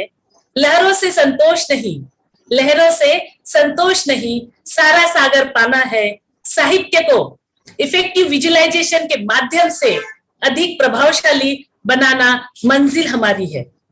दुनिया बदली है जिसने, पहले उसको इनकार मिला. दुनिया बदली है जिसने भी, पहले उसको इनकार मिला. अंत में इसकी जय जयकार हुई, अंत में इसकी जय जयकार हुई. Thanks to all. Thank you so much. Thank you very much, madam, for your encouraging words. We do not have any words, madam. How good we feel when the administrator, they encourage us for our good works. You know. Thank you, ma'am. Moving on to our next phase. Now I invite Dr. Ujjwal Lanjewar, Principal, Prerna College, Nagpur, to address the gathering during valedictory session. Dr. Good afternoon to all. Yeah. Good afternoon to all. Am I audible? Yes, sir. Okay. Thank you. Honorable Chief Guest, Professor Nirija Gupta, Vice Chancellor, Sanchi University, Shri Ashok Triplani, Chairperson of the function, Shri Kumar Porwal, President of Shikshan Prasarak Mandal, Kamthi. Guest of honor, Dr. Niru Tandon, Dr. Ratan Bhattacharjee, Dr. Ashok Bhatia, Dr. Shraddha Naidu, Dr. Vishwajit Pense, and Dr. Mahendra Bagre, as well as all the participants of the conference.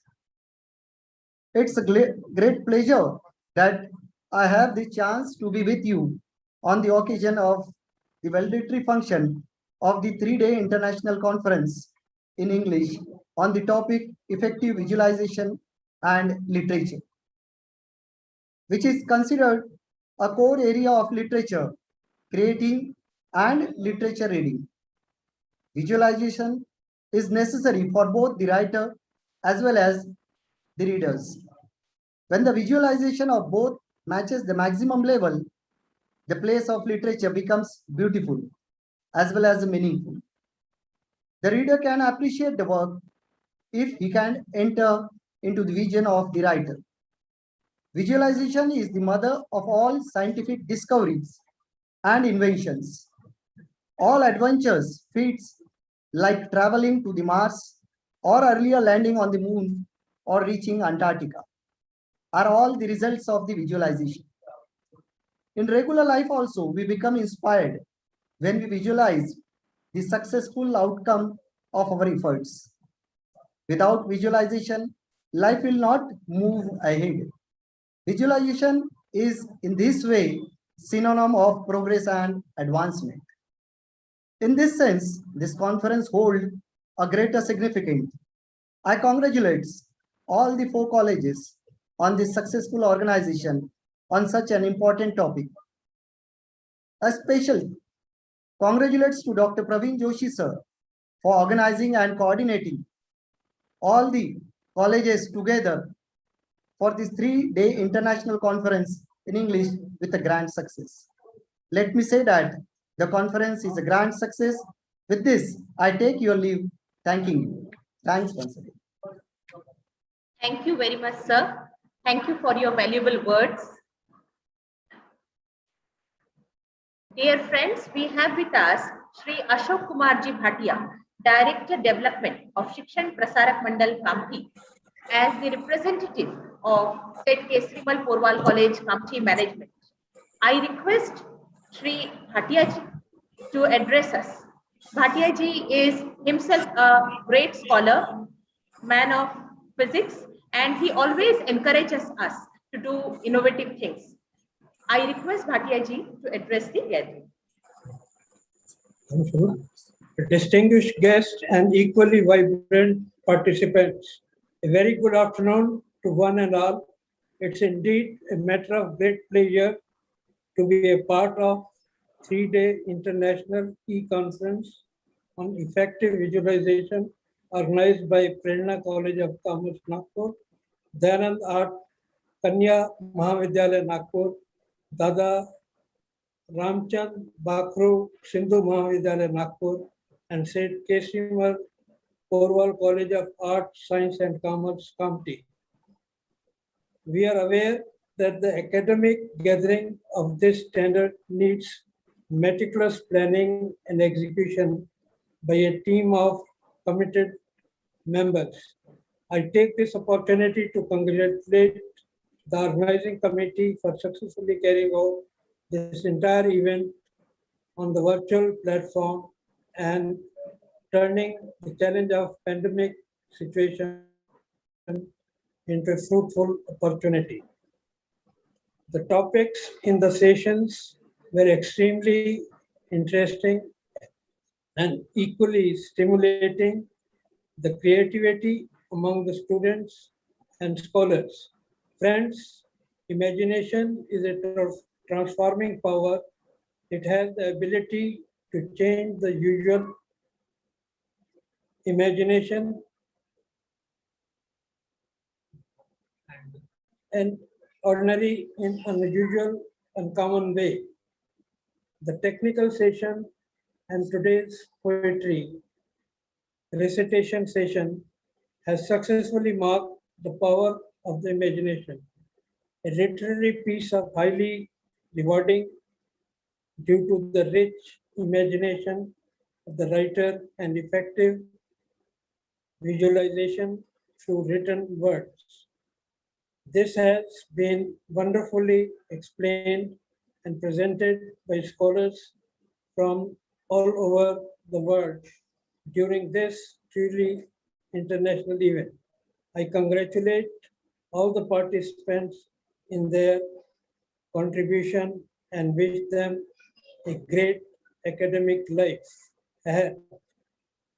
Once again, on behalf of the management, I am very much grateful to all of you for participating and gracing this grand event. Thank you very much and God bless all of you. Thank you very much, sir. Thank you very much, sir, for your valuable words.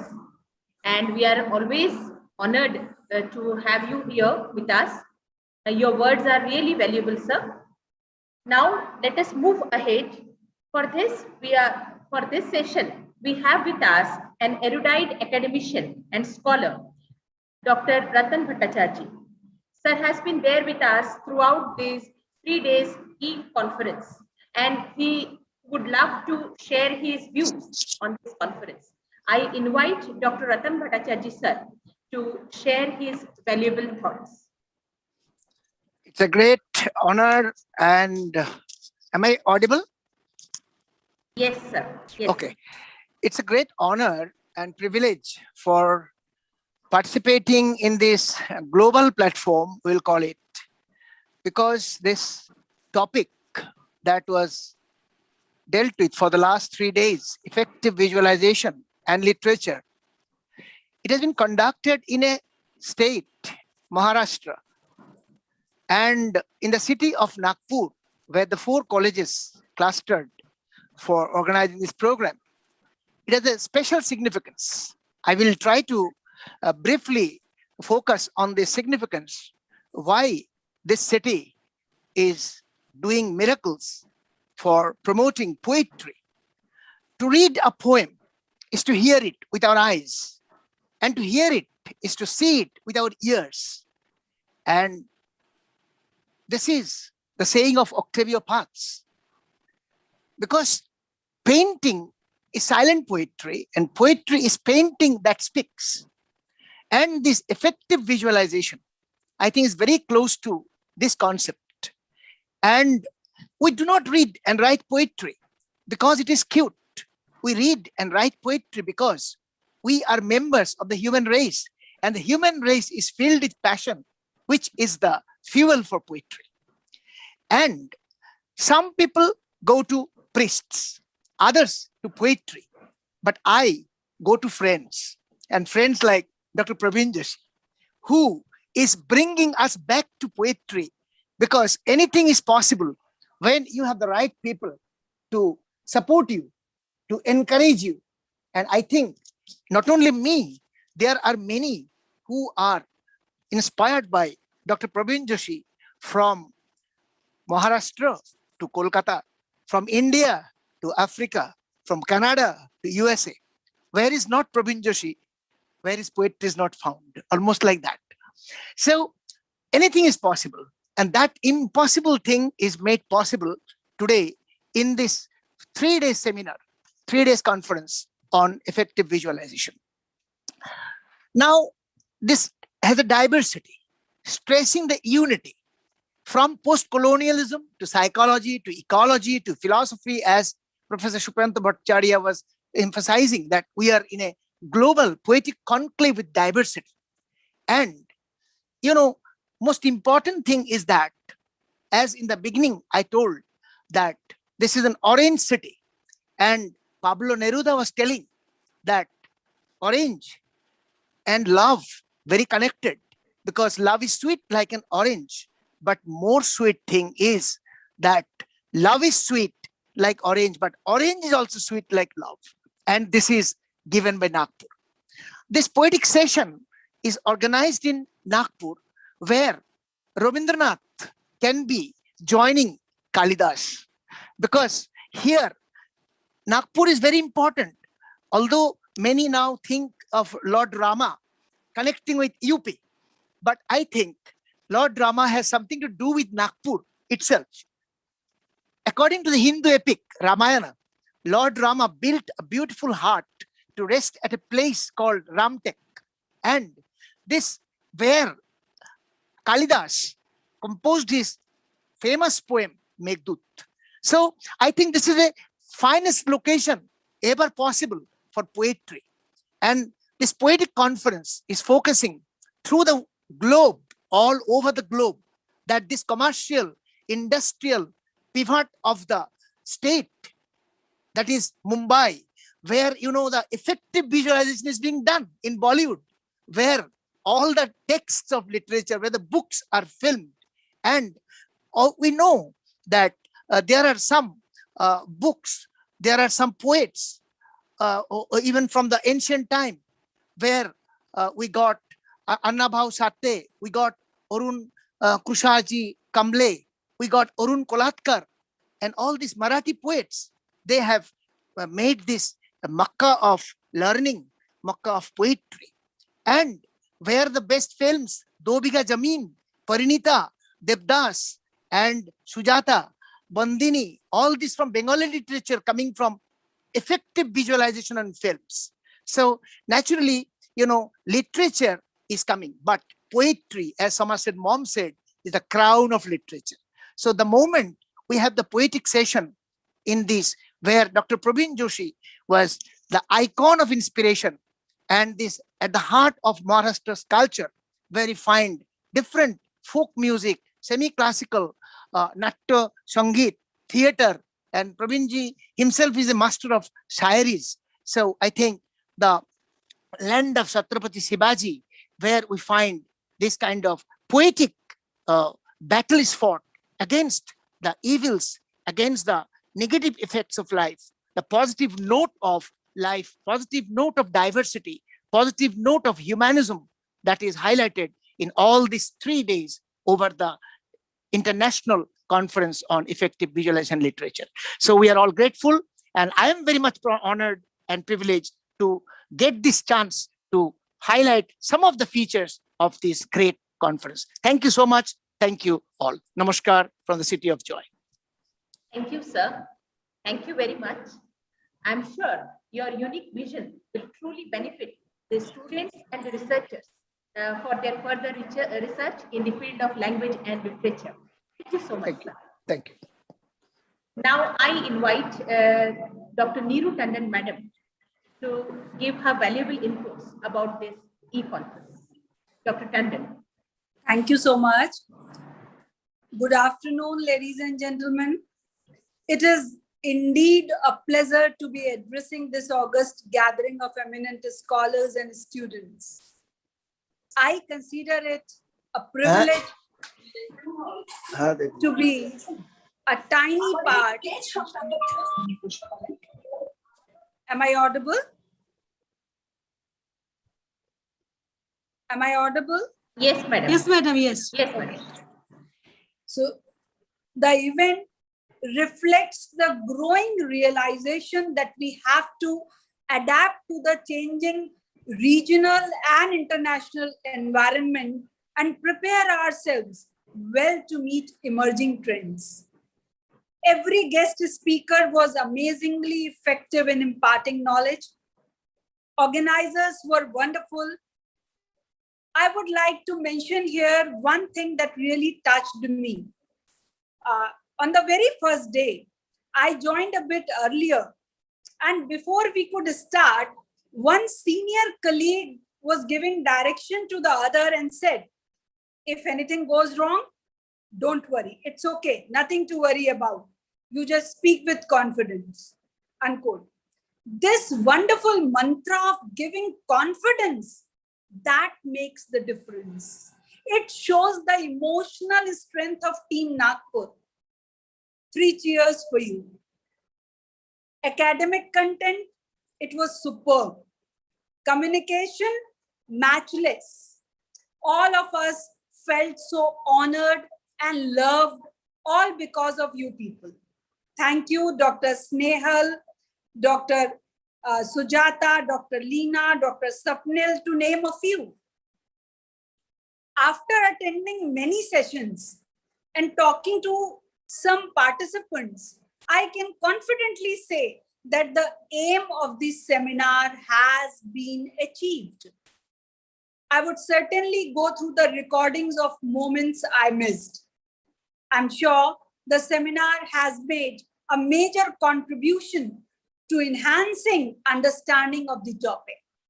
I'm also glad to be acquainted with the participation of delegates from friendly foreign countries. I do hope that they have equally enjoyed the event. I once again thank Dr. Praveen Joshi and his team for giving me this opportunity. While attending today's session, I felt that Goddess Muse was smiling, the spirits of great poets were at peace in the heaven, and the academic environment became pregnant with creative energy. I enjoyed 2 things in particular. One thing, that no one can say no to Dr. Praveen. I am not the only one. Second, Dr. Bhattacharya's comments, rather I would call them critical appreciations of the poems, formed a shape of research paper. We might call him poet's poet. I have gone through Cinderella poem by Harinder Madam, Ghazala Madam's A Cage Called Womanhood, and Alimony by some other poet. So out of the context, I would like to share one concern. We always knowingly or unknowingly overburden mothers and underestimate fathers, especially in India. This is the time to bring a change in parenting. We never try fathers' capabilities of child rearing. Even our literature is somewhat silent on this. Can you visualize a father taking leave, doing household chores, rearing his child while mother is earning for the family? I urge you to create awareness about gender roles, gender binaries, and gender mainstreaming in the changing time through English literature and literature in translation. It is not a matter for so-called feminists that we can leave it for feminists. No, rather men should come forward and question why they are never trusted in such important matters. Exceptions are possible, but the general scenario is like this only.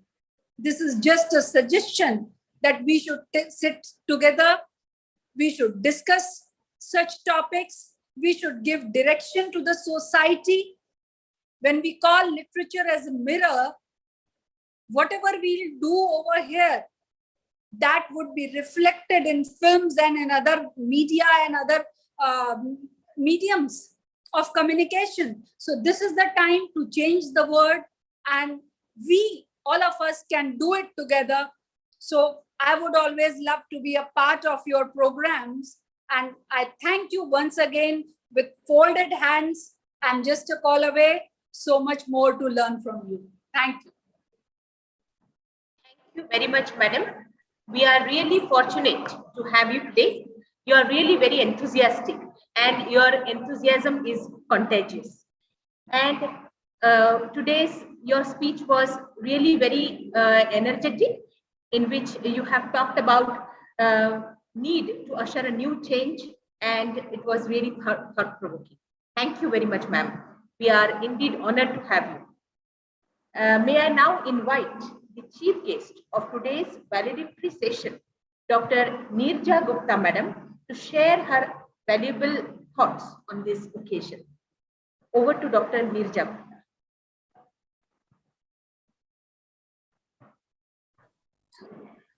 Namaste. A very good afternoon to all of you. Honorable principals, this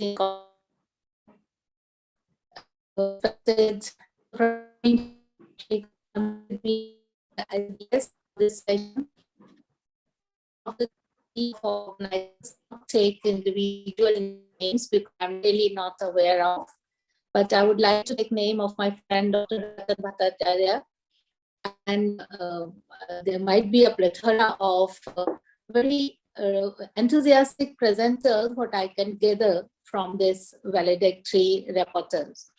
Thank you so much for making me a part of this wonderful conference at the valedictory. There was a time when we used to attend the conferences right from inaugural to the valedictory, but now due to the other responsibilities, we miss all the cream, and what we get is the only bottom layer at the plate. So we try to gather from this only what might have happened in other 2 days. But I'm really happy that this conference encircled itself around visualization. You know, visualization is incomplete unless and until it is transformed into creativity. Because we may visualize anything, but unless and until it takes a shape and is presented before, and that pleasure of creation is transformed. But what we want is the pleasure of creation, so that not only it travels around as the inspiration, but is also a time record. It is basically visualization is the key aspect of recording the history, recording the time, recording the trends, recording the scope, recording the escape. So visualization is not only the motivation or the base of creation, it is actually a recorder of man's maybe growth into this universe, and how much we have visualized or are we progressing or regressing is very much evident from the creation. So visualization is the key aspect, no doubt about it. But then there is also a human aspect about it. And what is the human aspect? That is that we all have our own joys and sorrows. We all pass through our own emotions, but we are all not the poets. So whenever we want to say something, we look towards a poet, and the poets who do their duties, they speak in words for our, that empathy, that connect, that sensitivity to imagine the pain of entire humanity, imagine the joy of entire humanity, not only in poetry, in any creation. We used to call all these smarak stambh as written in stones, because they take back to those moments where someone has sacrificed the life. So these in stones, these praises, the monuments, these the conferences which actually happen on creativity. I'm not saying conference like the academic conference. I'm talking about the conversations, the tuning, the fine tuning on that frequency through which a person living in one corner of the world connects with the another corner of the world. After all, we all have only 5 senses, and through these 5 senses, we create a world of empathy, we create a world of compassion, we create a world of humanity. That is how we see the entire be joined at a place and all are enjoying. So that particular thing is connected with a very fine-tuned string which is called visualization. Because ultimately the visualization happens through only these senses. Senses are universal, are equal. Now this equilibrium, maybe we say absence of war is not peace. For peace, you need harmony. For peace, you need fact. For peace, you need the compassion and empathy. Now, these values are very much celebrated in creation. So, visualization might be very violent. Visualization might be very cruel. Visualization might be at the monstrous will of the own will. But when a human being, it transforms the visualization into a creation. Creation is always a beauty. It might be of any form. And that's why there are 9 rasas. Each rasa is not a present form of human emotion. Raudra, there is Jyotsa, there is other forms of not Vatsalya or Shanta, Karuna or Shikar. The other 5 rasa are very, very talent in life. So, particular it speaks about the pleasant and not so pleasant emotions in life, and that's how the creations are formed. Because unless and until we put the binary emotions, unless and until we put the opposite, unless and until we put together, it is said that every day has night. The sun cannot shine for 24 hours a day. So this combination of day and night is the beauty of creation. And this is what it does. It continues with the background and then presents in that oblique background another fact of life. And that presentation, that placing of facts is the result of visualization. So I'm sure this whole conference might have taken its shape. I first of all salute to the visualization of Dr. Joshi, who actually visualized this type of things at the world level, and his entire team and his participants, and then selection of the sessions. I'm sure they might have gone well. I would like to see the link. If you can send me, I would in my sometime I would like to listen to some of the poets or narrators or some other. But same time, please accept my heartfelt thanks for inviting me here, for taking me part, even if for this brief session. I'm really thankful, and let this journey be continued. Please keep doing all these, motivating, like electrifying events. All the best to you, and thank you so much.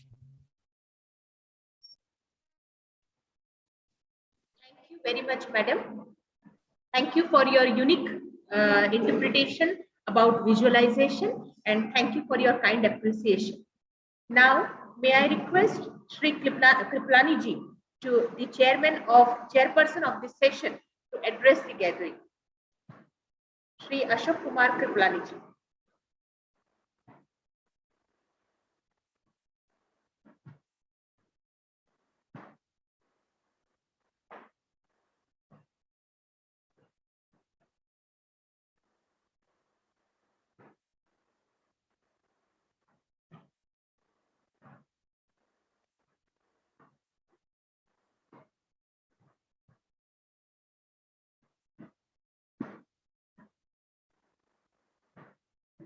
Sir, kindly unmute yourself.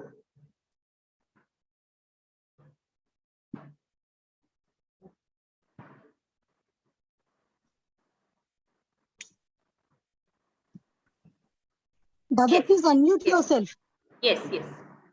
Good afternoon. Am I reaching you? Yes, yes, sir. Yes, please. I'm greatly honored and feel privileged to be part of this highly learned August gathering. Kudos and great appreciation to organizers from various 4 colleges who have come on a common platform to organize this important conference, international conference. The participation of versatile and highly learned speakers on a wide spectrum of subjects has been very educative and must have imparted great knowledge to who have participated.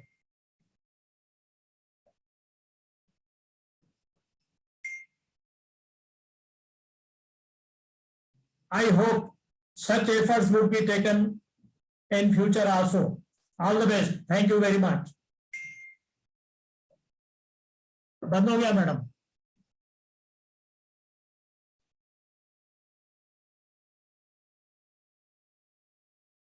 Thank you very much, sir.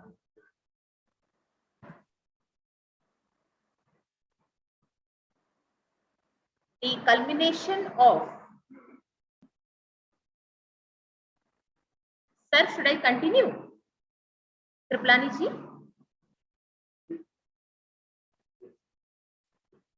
Yes, you can continue, Renuka. Okay, thank you, sir. The culmination of any event is marked by the words of gratitude. To express our pleasure and to record our heartfelt thanks, allow me to invite Dr. Manish Chakravarti, Associate Professor, SK Porwal College, Kamchi, to propose a formal vote of thanks. Dr. Chakravarti.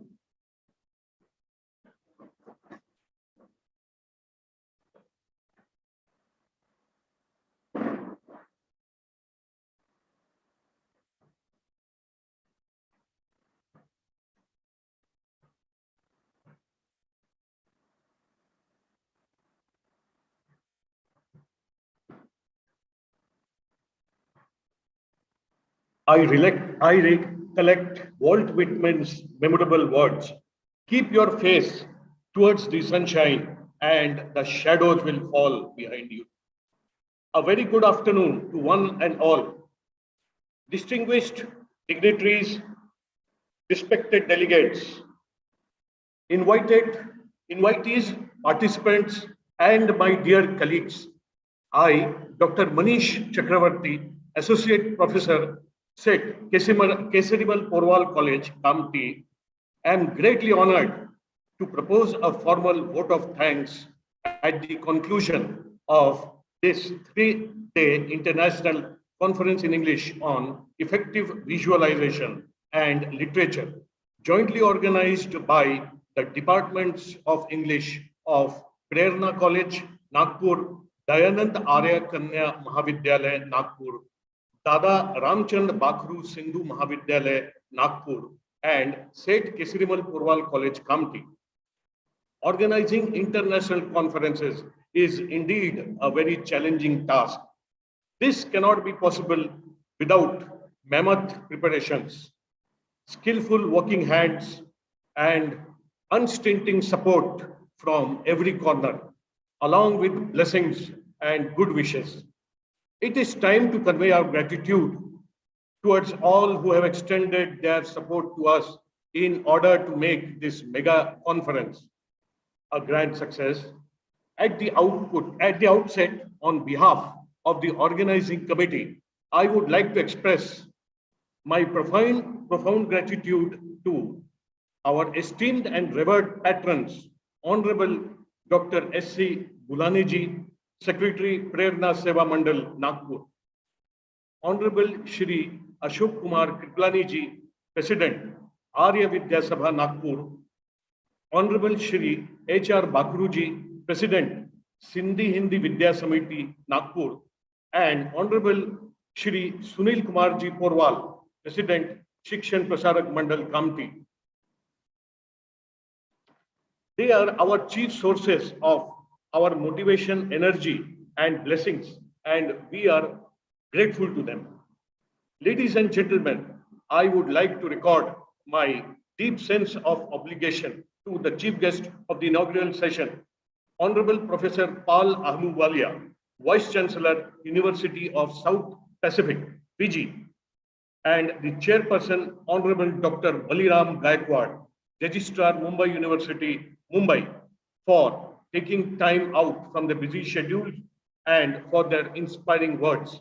I also thank guest of honor, Professor Ratan Bhattacharjee, for his erudite speech. On behalf of the organizing committee, I also express my heartfelt gratitude to the chief guest of today's valedictory function, Dr. Nirja A. Gupta, Honorable Vice Chancellor, Sanchi University of Buddhist Indic Studies, Raisen, Madhya Pradesh, for being gracious enough to accept our invitation and for enlightening us with her scholarly address. I humbly thank the chairperson of the function, Honorable Shri Ashok Kumar Kriplani ji, President, Arya Vidya Sabha, Nagpur, and guest of honor, Honorable Shri Sunil Kumar ji Porwal, President, Shikshan Prasarak Mandal Committee, for their invaluable support. I am greatly indebted to Honorable Shri Ashok Kumar Bhatia, Director Development, Shikshan Prasarak Mandal Committee, for motivating us. I also express my deep sense of gratitude to the conveners of this international conference, especially Honorable Dr. Praveen Joshi, Director, Prerna College of Commerce, Nagpur, who has been the guiding force behind this conference. He is like a beacon light and a pillar of strength for all of us, and his Herculean efforts and exceptional leadership have played a major role in organizing this conference. I also hereby convey my thankfulness to Honorable Dr. Ujjwal Lanjewar, President, Prerna College of Commerce, Honorable Dr. Shraddha Anil Kumar, Principal Dayanand Arya Kanya Mahavidyalaya, Nagpur, Honorable Dr. V.M. Paintse, Principal, DRB Sindhu Mahavidyalaya, Nagpur, and Honorable Dr. M.B. Bagre, Principal S.K. Porwal College of Arts and Science and Commerce Committee, for their constant guidance, motivation, and support. I am indebted to renowned Nigerian poet Philebus K. Elisha for his mesmerizing poetic recitation. I wish to thank our special guests and eminent academicians, Professor Ratan Bhattacharjee and Professor Neeru Tendon, for delivering such illuminating, incisive, and profound speeches. I believe that this conference has opened up new vistas and dimensions and has added considerably to the body of existing knowledge. It has facilitated an enlightened discussion on various literary topics. I take this opportunity to extend my heartfelt gratitude to all the esteemed resource persons, chairpersons of all the sessions, for gracing the conference, for enlightening us, and for sharing their valuable insights, thoughts, and opinions on this prestigious forum. I wish to put on record my sincere thanks to the keynote speaker, Dr. Evangelia Vasilou from the English Academy of Languages, Athens, Greece, for her scholarly discourse. Thanks are also due to our honorable resource persons, Dr. Rebecca Haq, former professor from the University of Dhaka, Bangladesh, Mr. Arindam Roy, founder and editorial director at Different Truths, Prayagraj, Professor David Perodin from the Department of English, Mahidol University, Bangkok, Thailand, Professor Archana Zutshi from AP Sen Memorial Girls College, Lucknow, and Dr. Luzvi Minda Rivera from the Department of Education, Tarlac State University, Philippines. I am grateful to the distinguished chairpersons of the various technical sessions, Professor Neeru Tendon from the Department of English, VSSD College, Kanpur, Dr. Ram Bhavan Yadav, Assistant Professor, Department of English, Sikkim University, Dr. T.S. Varadarajan, Assistant Professor, PG and Research, Tyagarajan College, Tamil Nadu, Dr. Supanta Bhattacharya, Associate Professor, Islap College, Nagpur, Dr. Veena Rathi from R.S. Sarda College, Anjangaon, Amravati, Dr. Arvind Nevale, Associate Professor and Head, Department of English, Udgir, Madhya Pradesh, and Principal Dr. Jaideep Sarangi, New Alipur College, Kolkata. One of the hallmarks of this 3-day international conference was a dedicated poetry recitation session. We were fortunate to come across a profusion of the finest poetic talent in this conference. I am thankful to Madam Annette Tapley, an acclaimed poet from Virginia, USA, for having kindly consented to be the chief guest during the poetry session. We were honored to have with us as chairperson Dr. Anita Bhattacharjee from Government College, Jorhat, Assam. Thank you so much, madam. I am also grateful to our guest of honor, Professor T. Karunakaran from Jaffna University, Sri Lanka, for his kind words. We were indeed fortunate to have the company of eminent poets who have earned a name for themselves through their exquisite poetic creations.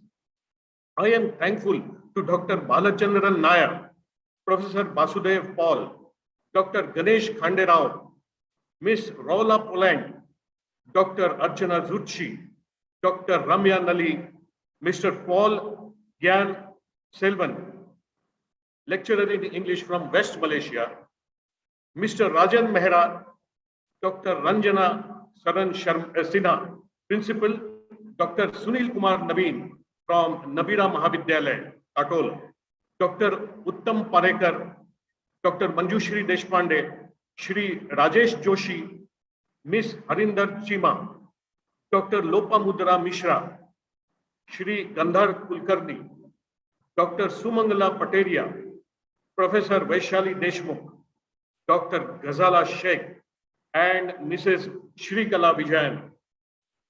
I would like to thank the organizing secretaries and heads of department of the collaborating colleges, Dr. Sujata Chakravarti of Dayanand Arya Kanya Mahavidyalaya, Nagpur, Dr. Leena Chandanani of Dada Ramchand Bagru Sindhu Mahavidyalaya, Nagpur, Mrs. Snehal Rakunde of Prerna College of Commerce, Nagpur, and Dr. Swapnil Dahad of said Kesarimal Porwal College, Kamti, for their meticulous planning, hard work, and single-minded dedication. I wish to put on record my sincere gratitude to the other members of the organizing committee, Mr. Prashant Selokar, Miss Roshni Mahajan, Dr. Chetna Pathak, Dr. Jayant Walke, Dr. Suman Keswani, Dr. Renuka Roy, Dr. Gizala Hashmi, and Dr. Vinod Shende for their painstaking efforts, perseverance, and dedication. Special thanks are also due to our entire technical team, which has been diligently and assiduously working throughout the duration of the conference. In this connection, I would also like to thank two of our faculty members, Dr. Shalini Chahande and Dr. Suraj Kombe from SK Porwal College, Kamti. Thanks are also due to the honorable media persons for giving extensive coverage to the proceedings. Last but not the least, we are greatly obliged to all those who have directly and indirectly helped us in the smooth conduct of this mega international conference. The feedback link will soon be floated in the group. The participants are requested to fill up the feedback form in order to ensure receipt of the certificates. Thank you once again. With the permission of the chair, I declare the conclusion of this valedictory function. Thank you.